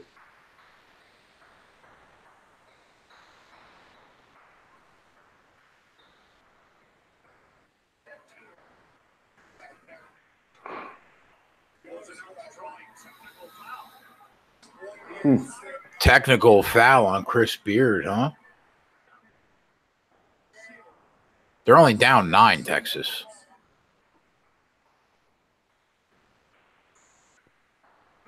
Man, the Leafs are crushing Calgary.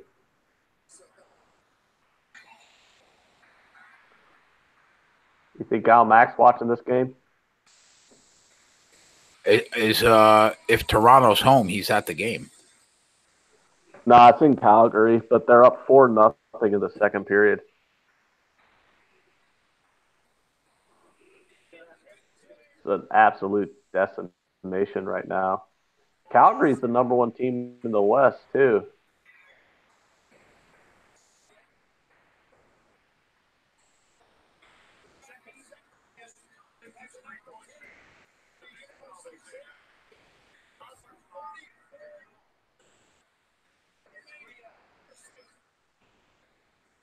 Yeah, that's a crazy gig, Max.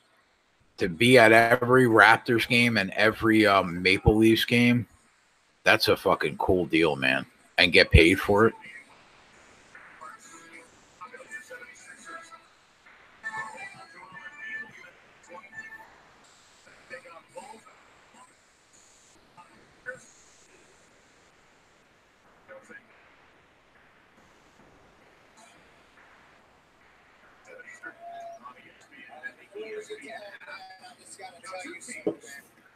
Seeing you come out here last week, standing in this ring, knowing that you won the fight of your life, that was one of the greatest moments of my career.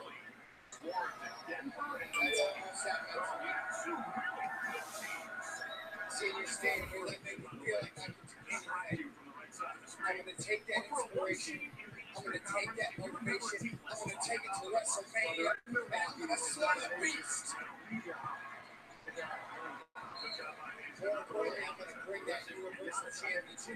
Bucks are only up 2 at halftime.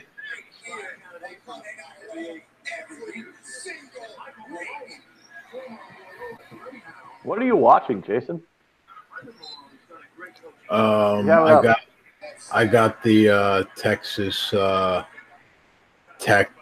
Texas game on. You have it up pretty loud.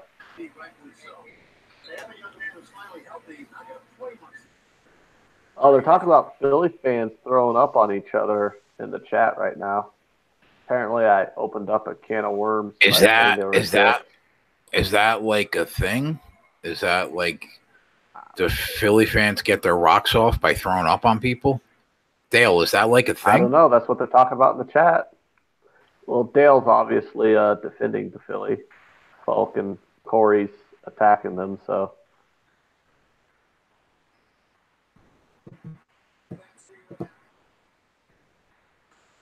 And Apparently, Dale says that's absolutely not a thing.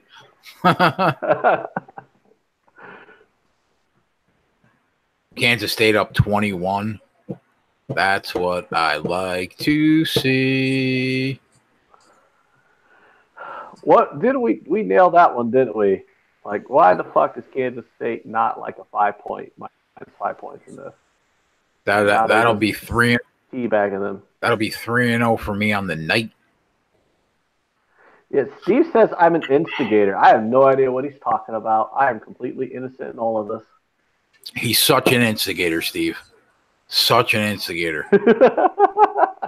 You have no idea. I don't know what you're talking about. You have no idea. What?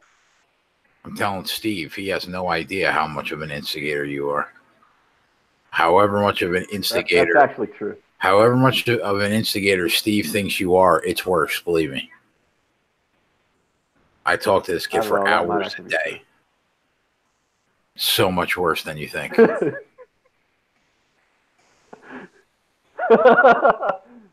No, they have no idea about the things I've intentionally instigated in our chat just to watch two other people go at it. Did you hit that other total? The game's still on. Oh, all right. I know you lost us under 71 first half, but what was the other one you're on?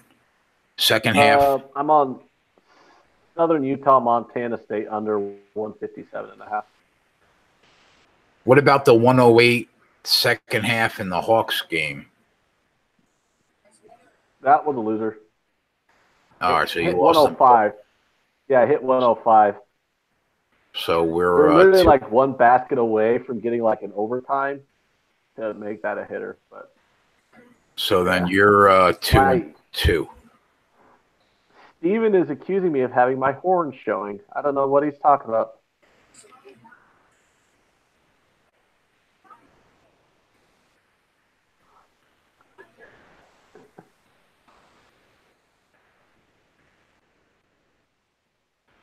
Oh, Jesse's girl says I'm a huge instigator. I don't think I am. Huge. She said it's annoying as hell. She should be in the keg chat.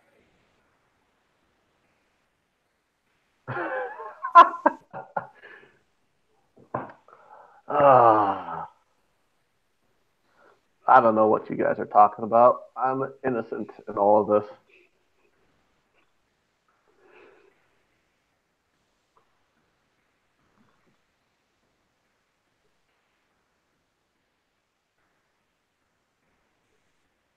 I mean, all I did was. She said, "You're such a dick. She could barely come on here."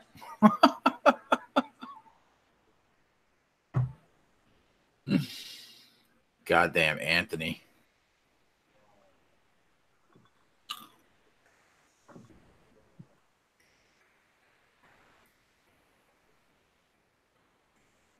Live line on Kansas State 16.5 right now. Texas Tech 14.5 right now.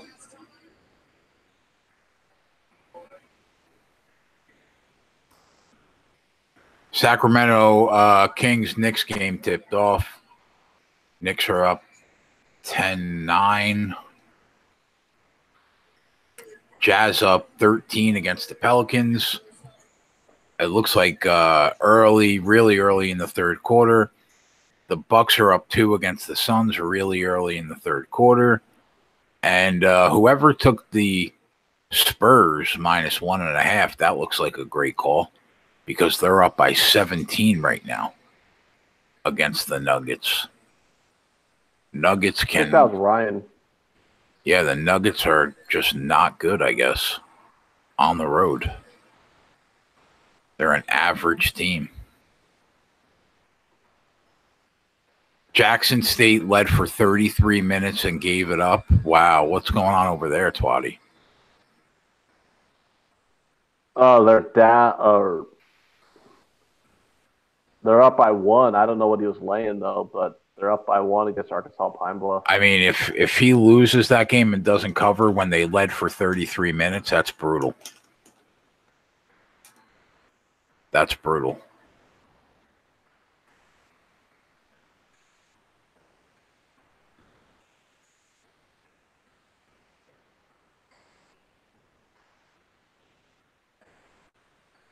Yes, Jesse, I instigate Jay because that's our shtick. God. Yeah, he breaks my balls to no end, this kid. To no end. I don't care, though.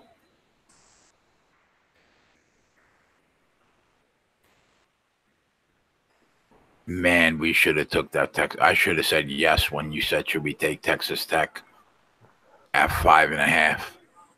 You got Twad, you got them at +6, so you should still be good at the moment. Aren't they up by 1? Or am I like behind or something?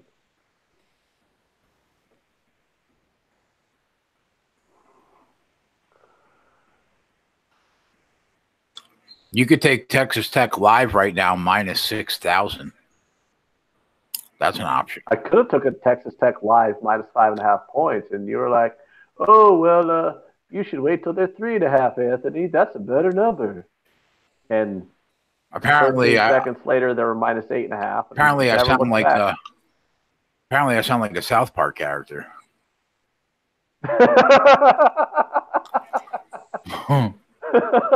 You could take them -14.5 right now and lay $1.25 to do it. No, but this K-State game's just going to roll. We're rolling to the win in the K-State game, man. That's a good Yeah, one. they gave up a little bit, though. They were up 21. They're only up 14 now. Oh, yeah, they are. I see they're up 16. No, they're up 11. Okay. Wow, that was a big jump. You had to open your goddamn mouth.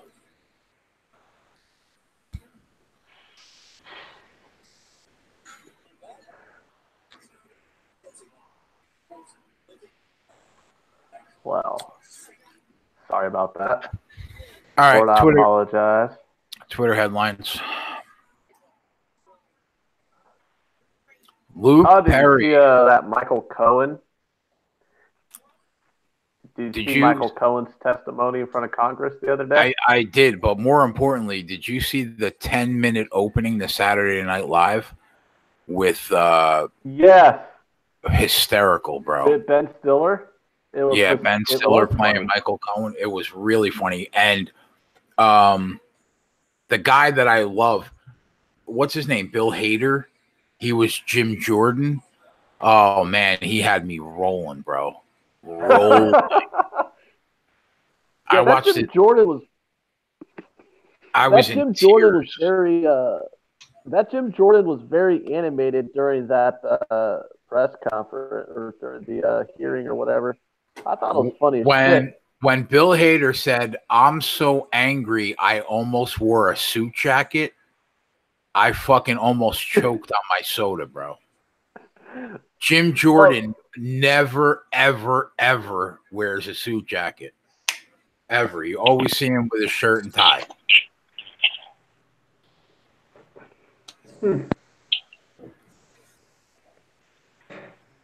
So funny. What happened, Ant?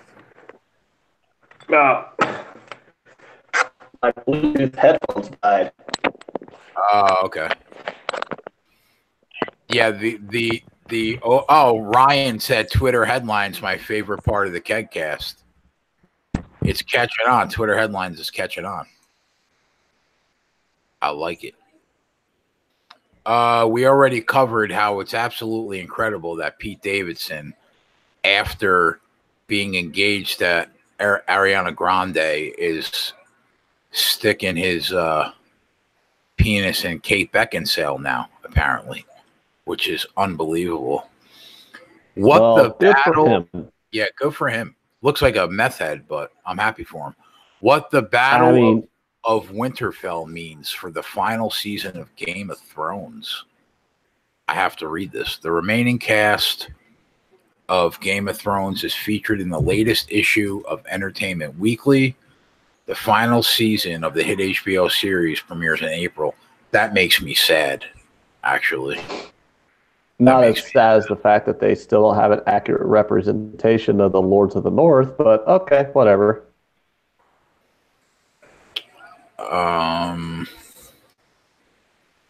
That show bastardized my favorite house. I live for one of the most important houses of the North. Max, and they have one character. He lives for Game of Thrones. I have to agree, Max. Yeah, I have to agree, my friend. Yeah, I'm just irritated that one of the most important plot lines and one of the most important houses of the North, for 7 fucking seasons, they get one goddamn cameo from their lord at the end of last season when they all knight Jon, the King of the North. I'm like, really? I'll be honest, I never read the book, Sam. I'm talking about House Manderley. And it's like, what the fuck? They're like a super important house in the North. They have a super important plot point in the last book. And they're one of the most important houses in the North. And they get mentioned a couple times sporadically throughout the series. And then you finally get the Lord Wyman Manderley gets a cameo at the end of season 7 when they all knight him King of the North. So Maxwell Smart just started a trend. From now on, I'm going to give comment of the night away. And he gets the inaugural comment of the night. I go to a premiere party every year where we drop acid. Interesting.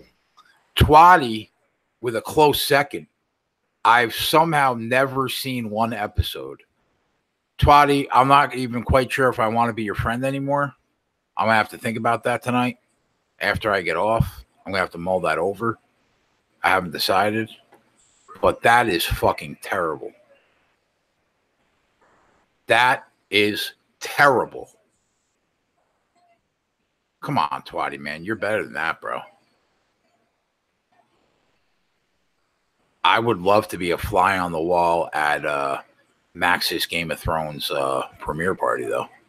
I'm not going to lie.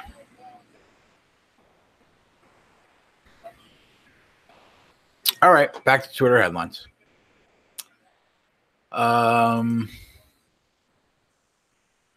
Luke Perry died at 52. That's unfortunate. How do you die of a stroke at 52? I don't know. Husband and stepdaughter charged in the death of Jacqueline Smith. Jacqueline Smith was murdered in Baltimore. Her husband publicly blamed the panhandler, an accusation that sent Baltimore into fear of panhandlers. Now, Keith and his daughter are charged in her death. I mean, if you can't even come home from work without having to think that maybe your husband and your daughter is going to kill you, like, I mean, where are we in this world, bro? That's why I was so happy. Her husband and daughter killed her? Yeah, they're charged in the murder. That's why when you watch something like Won't You Be My Neighbor, the Fred Rogers documentary, you're in awe of Why did they kill her, though? That can be that nice. I don't know. Smith. Why did they kill her? Smith's husband told police they were riding in a car and saw a woman with a sign that read, please help me feed my baby. He said Smith gave the woman money. Standard panhandler. Oh, she gave the panhandler money? He said that she gave the panhandler money and was stabbed after a man approached the car. That's a weak story. Like, if you're going to kill your wife, I mean, you got to come correct with a better story than that. I mean, come on, man. That's just terrible.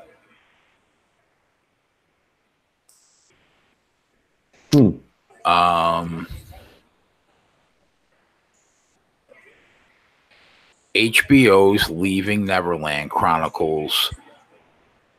I just went to click the story and it said the following moment may contain sensitive content.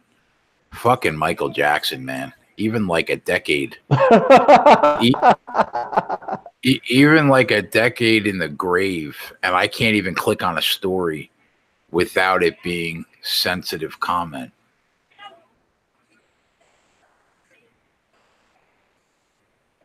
Part 1 of the HBO documentary premiered on Sunday, centered around the personal accounts of Wade Robson and James Safechuck, who claim they were sexually abused by Jackson as children. Sweet Jesus. So I guess the second part of the documentary hasn't aired yet? Yeah, so it's going to be 8 hours of him kid fucking? Wow. That's a lot of kid fucking. Is that right? I can't wait for the episode. I mean, if the first half was 4 hours, and if there's a second half that's another 4 hours, that's like 8 hours of a documentary of him fucking kids. I can't wait for the Macaulay Culkin episode. Well, I've seen interviews with Macaulay Culkin.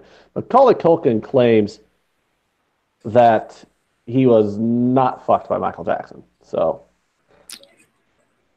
oh, I mean, I guess it's nice to dream. I mean, I'd be kind of insulted. I mean, if you fucked all those other kids, why wouldn't you be cute enough? You know what I mean?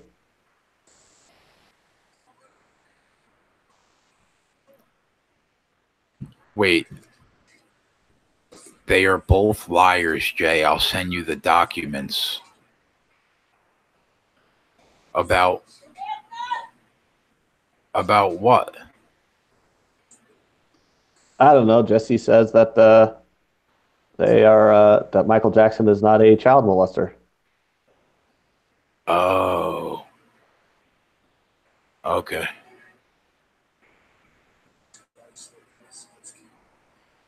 Huh. So.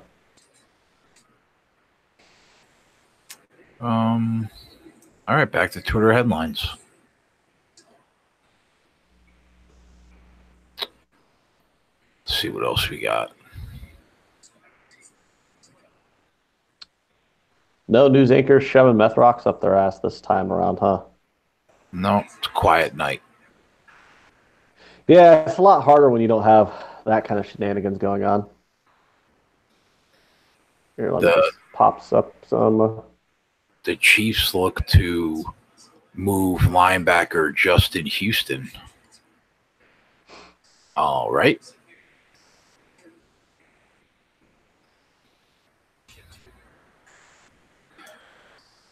Holdout. Jeff Bezos confronted by Amazon moms demanding daycare.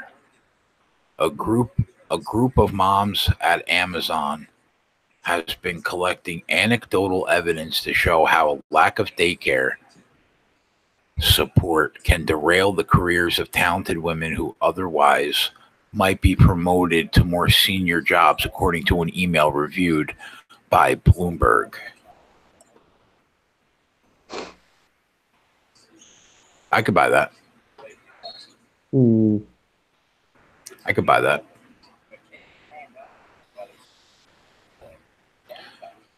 Oh, Steve is said he'll take Houston and Carolina. We need a pass rush badly. I don't disagree.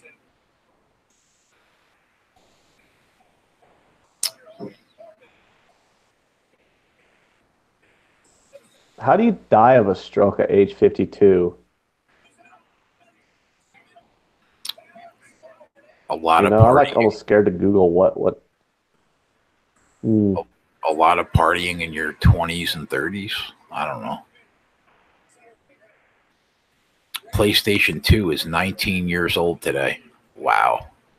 We're getting old. God. Jesus. Oh, did you see that the person who won that $1.5 billion lottery finally came forward and declaimed their prize 4 months later? No, what happened there? The South Carolina, the largest lottery in the history of the whatever, was like $1.5 billion. And no one came forward to, they said this ticket was sold in South Carolina, but no one came forward with it. So someone finally came forward with the ticket and claimed the prize 4 months later. So what I want to know is how awful must you feel figuring out that you had a winning ticket for 4 fucking months and you still went to work every day? They had no idea that they had won. I would imagine it was one of those people who, you know, like left the ticket in their glove box, or they just bought the ticket and stuck it in their purse or something, you know. And then 4 months later, like, oh, wait, I won a ticket. And they probably went to work every single day when they were really a billionaire. They kept going to work, giving time to some shithole company. Either that or they were setting up a bunch of lawyers and stuff. I don't know. Wow. No, my point, Ryan, is that you continue to go to work for 4 months after becoming a billionaire. Unless unless the reason why they haven't come forward for 4 months is because they were setting up all the legalese stuff, like the trust and all that stuff. So maybe they did quit their job and they were just working with lawyers and consultants to make sure all their ducks were in a row to go get this money. But I've seen those stories where people like won 20, 30, 40, $50 million and didn't find the ticket till like 6 months later and then cash it in like at the last minute. And they're like, and to me, that's just like a fate worse than death, is to have a winning lottery ticket and not realize it until like 6 months later. Because then that means I continue to go to work for 6 months when I could have been in Vegas doing blow and,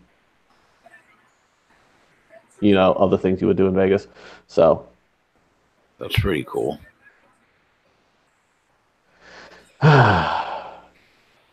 Yeah, but I might be too old to be doing blow in Vegas. I might have to do half lines, call it Diet Coke. Yeah, Shaka Smart has certainly shit the bed since he went to Texas. I can't argue that.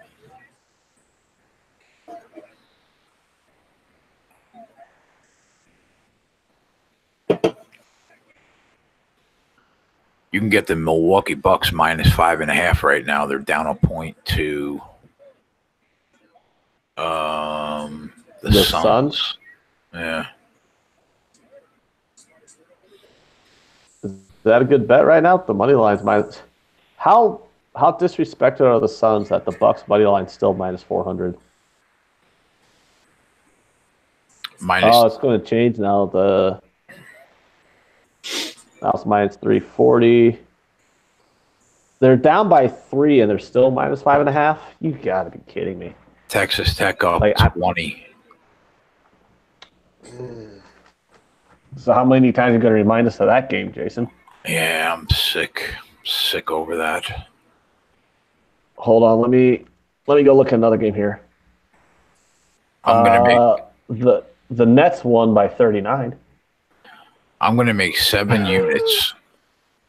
Yeah, I'm gonna make 8 units on the night after this Kansas State game, and they all mean nothing because I didn't get that Texas Tech game. God damn it. Hold on. Twatty says there was 20 points scored in the last 57 seconds of the Grambling game. Holy Christ. Jesus. Was that just a foul fest? What the fuck?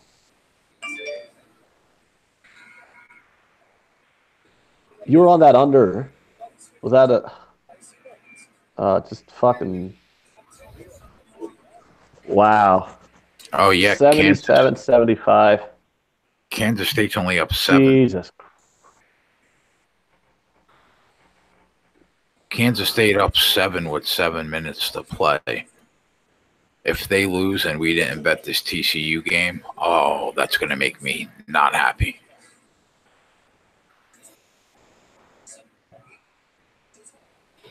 You're not happy?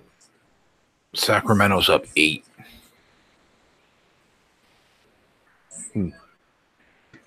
The Knicks are going to get teabagged by Sacramento.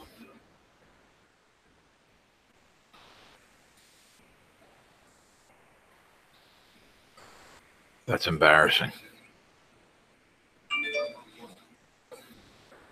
Here, hold on.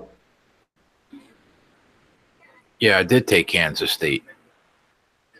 I did bet Kansas State, but if they lose and I wasn't able to take Texas Tech, that's going to make me angry. I waited too long for Texas Tech and got screwed. But yeah, we have Kansas State. I got Kansas State money line +110. And Anthony has Kansas State -1.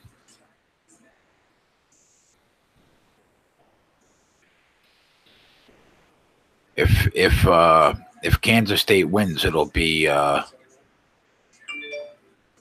3-0 night for me.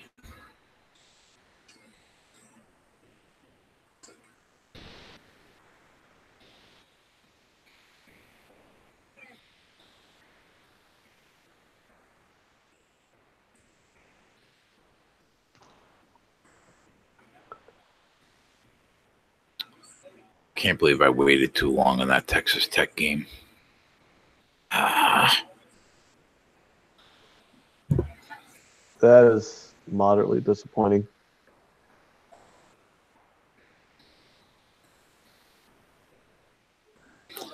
Yeah, I had Virginia -5.5, Virginia money line -180, and then Kansas State money line +110.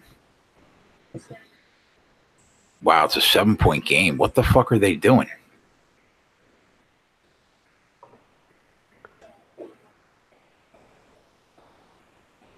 Oh, the Kansas State game? Yeah. I mean, it's still a 7-point game. Oh, the Nuggets are coming back, huh? Ooh. Twatty said Nuggets are trying to... I don't have it on my. I don't have the game. Must be down to the last minute. Must be off the board. The Clippers game already started. Gonna have to take it live. Oh yeah, that was going to be a play. Oh, well, that's good. I can get them live now.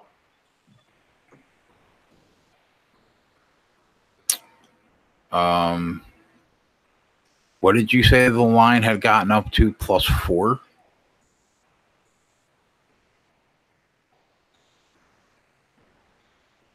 Yeah, but now the live line on them is because the game's already started. It's 5-4 now, so the live line on them is +2.5.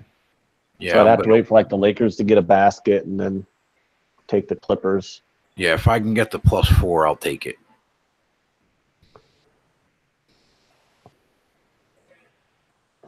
Yeah, I mean, the money line though is at +138. Milwaukee's all knotted up. Here we go. I'll take it now. I cannot see them losing to the worst team in the league.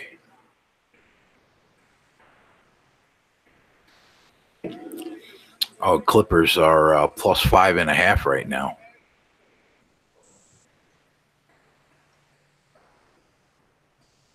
+175, huh? Oh wow, the Nuggets. Ooh. Nuggets came back down 17. It's 104-103. I'm going to take the Clippers now. At +4.5.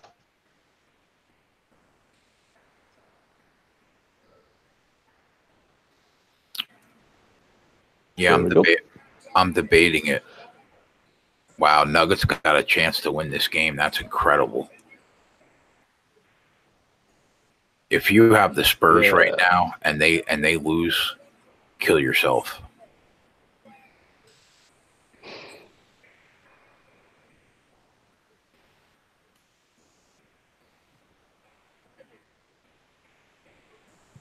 Yeah, Steve, I was waiting for the line to get back up to closing. Because I meant to bet that game before it's tipped off, but then I noticed that I didn't look back at it until the game had already tipped. And then the Clippers went all the way down to like +2.5 on the live line, so it got back up to closing, so I took it there. Who missed them both?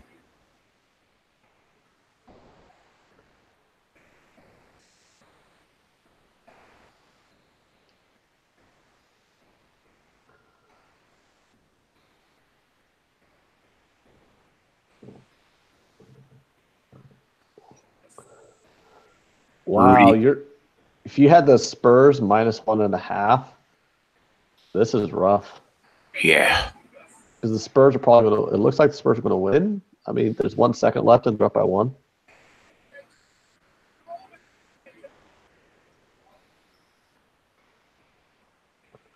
Was Rudy –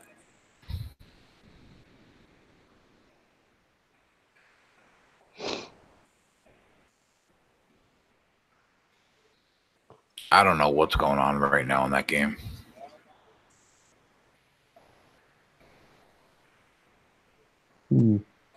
Spurs won by 1.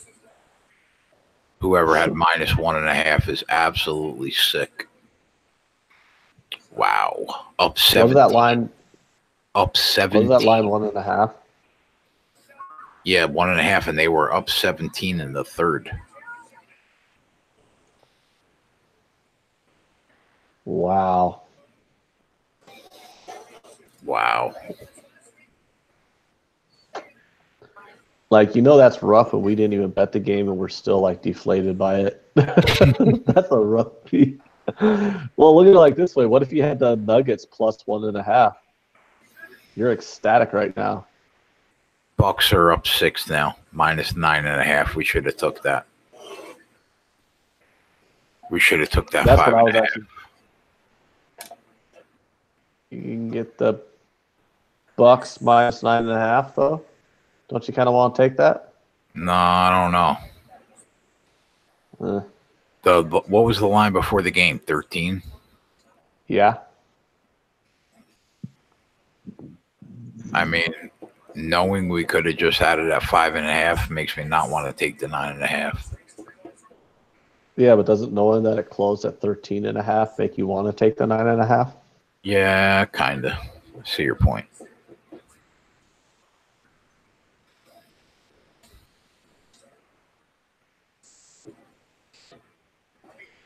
Steve got Bucks minus 4.5. Good for you, Steve. That was the right call. Win or lose, that was the right call.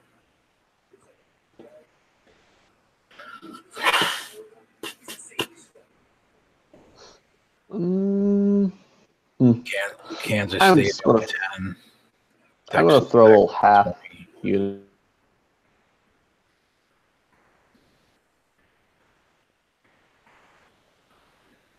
There we go.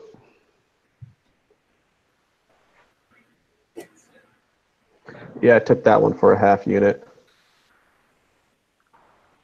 But yeah, I think they come out in this fourth quarter and beat them up pretty good.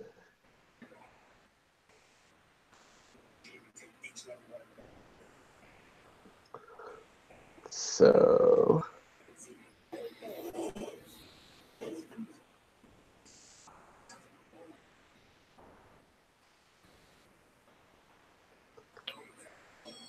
all right, we're going to pop it off here and call it a night in a few minutes, but let's take a quick look at the games for tomorrow.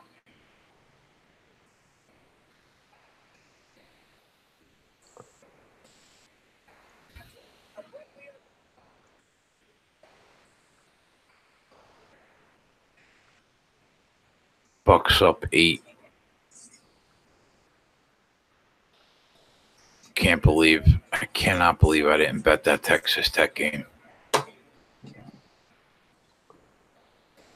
Kansas State's up by 10 right now, so why don't we focus on winning plays? Yeah, I'm going to go 3. That's the problem with me, like you always tell me.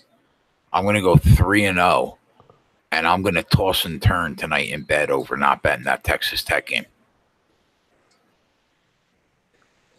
Yeah, that really is like a problem you have, and it's actually kind of like, come on, man. Why do you gotta do this to yourself every fucking time? I know. All right, fuck it. Let's look at the college games. Xavier Butler tomorrow at 6 o'clock. Butler minus 4 at home. Total 138.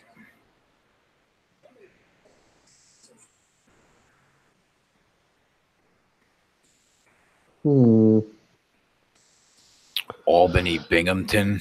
Have no desire to bet that game. Ball State Eastern Michigan. I don't know. I have to take a closer look at that. Bowling Green Akron. I have to take a closer look at that. Buffalo has just been tearing through the MAC. They're laying a big number though on the road. 11.5 is what I'm looking at. Buffalo laying 11.5. That's a lot. That's a lot. But why is Kansas only laying 1 against Oklahoma? You know, that's the thing about Oklahoma. They haven't been blown out at any game, really. Not many games this year. They've been really strong against the number this year, and they seem to hang around in every game they play. But one seems, I guess it does seem a little low, but I think I'm higher on Oklahoma than most people are, though. So, is Mississippi State getting 8 points tempting against Tennessee? Where's the game? It's in Tennessee. I probably wouldn't touch it. Duke's laying 26.5 against Wake Forest. Can Kansas even win the Big 12 anymore? I don't think they really can they? There's only how many games left in the schedule? 1? Didn't Kansas just seal it with this win? Kansas State, I mean? I got to look at the schedule. K-State's still up 10, Jason. Yeah, if they win this game, don't they? They're up 11. Don't they basically seal it up? I mean, if they win this game, it's a winning play, and you can quit crying about Texas Tech.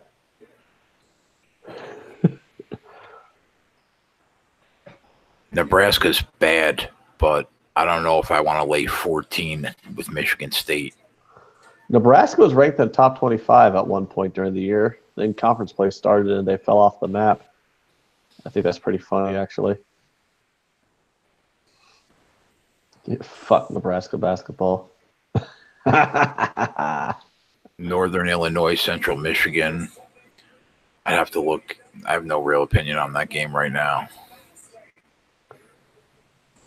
Rhode Island, St. Joe's. I probably lean Joe's early lean to Joe's. Both of them suck, though.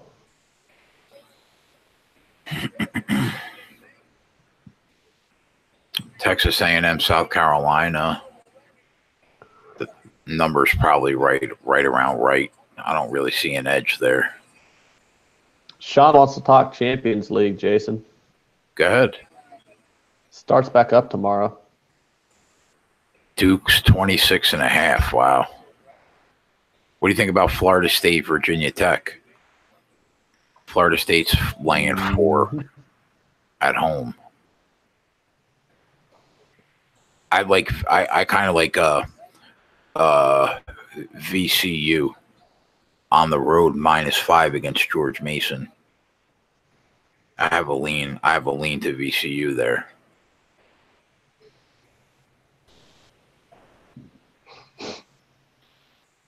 North Carolina's laying 11 on the road against Boston College. If they were home laying 11, I would lay it. Probably wouldn't lay 11 on the road, though.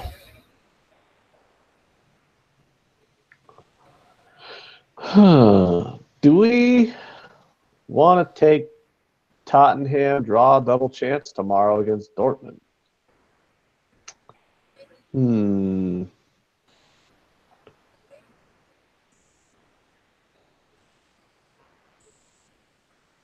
Oh, Sean, you like the over at Real Madrid game? It's 3.5. Twatty, what do you think about that total in the Kansas game? 142.5. Any opinion on that total?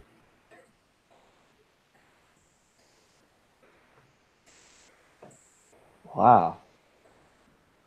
I usually don't like to bet over 3.5 unless it involves Hoffenheim. If it involves Hoffenheim, I don't care. I'll still bet it, but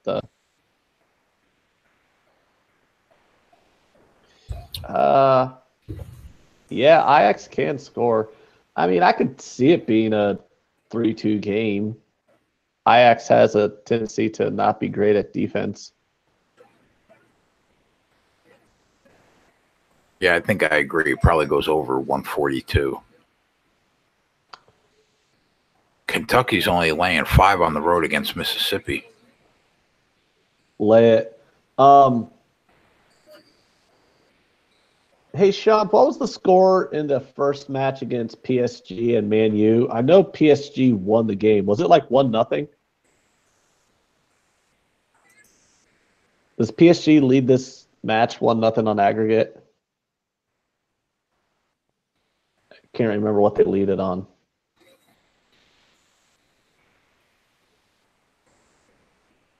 You think Nevada's just going to take all their frustrations out on Air Force tomorrow? -13.5. Air Force sucks and Nevada's good, so I can see it. Oh, PSG won 2-0. Man, like Man U has no shot then. Man U has to win this game by like what? 3-0 in order to advance.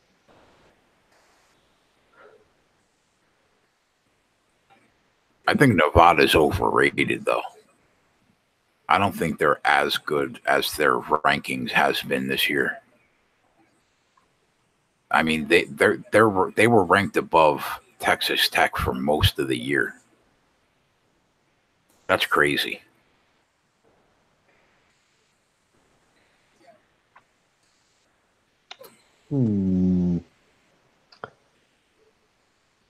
I think that Kentucky-Mississippi game probably goes over 140.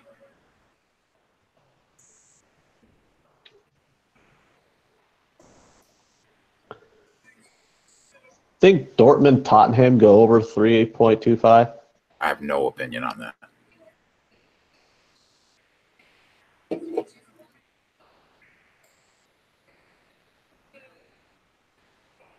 Kansas State gets it done by 12. That's a 3-0 day for me.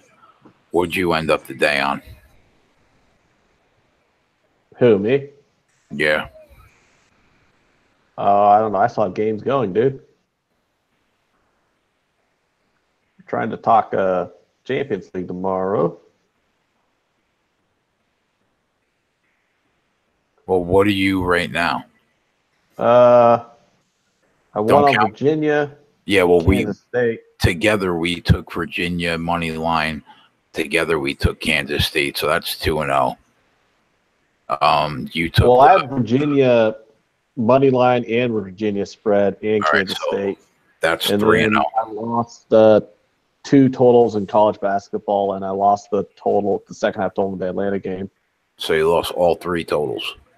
So that's 3-3. Yeah, but I took the Clippers live.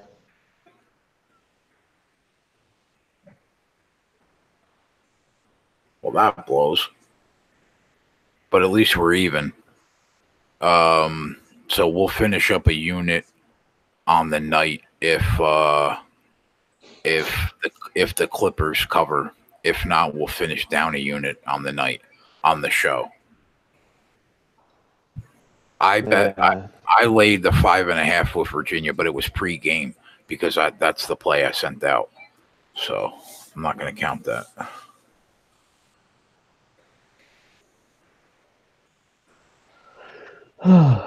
You don't see Tottenham scoring more than 1, Sean? Yeah, Tottenham hasn't scored much lately.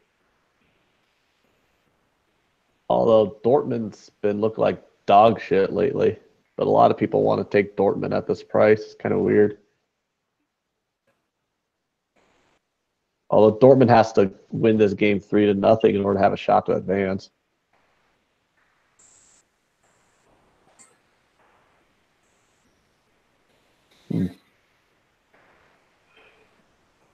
After you're done with the Champions League talk, we'll call it a night.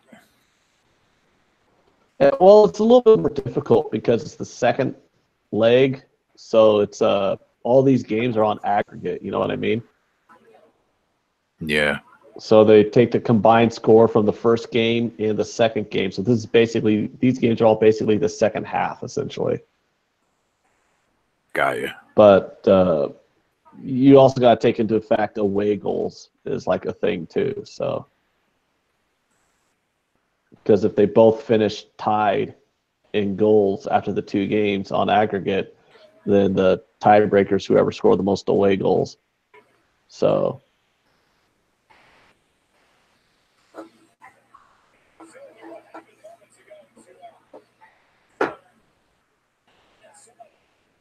oh yeah, that's a good point, Sean. See, Sean just gave a good point on why Tottenham shouldn't score more than 1 goal in this game.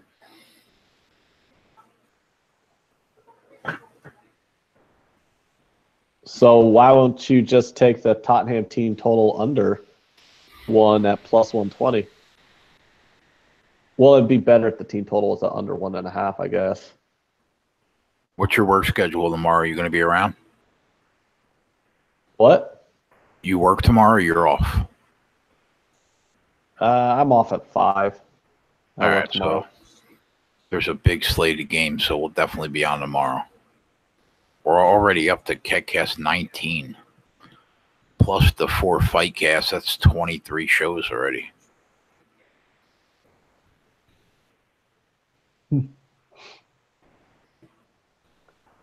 Clippers hanging tough, down 5. All right, guys, we're out of here. We will definitely see you tomorrow for sure, and we'll tweet out how we did. If the Clippers hang within 4.5, then we picked up a unit on the night. If not, we dropped 1, and that's it. All right, Larson, I'll talk to you guys tomorrow. Back after this.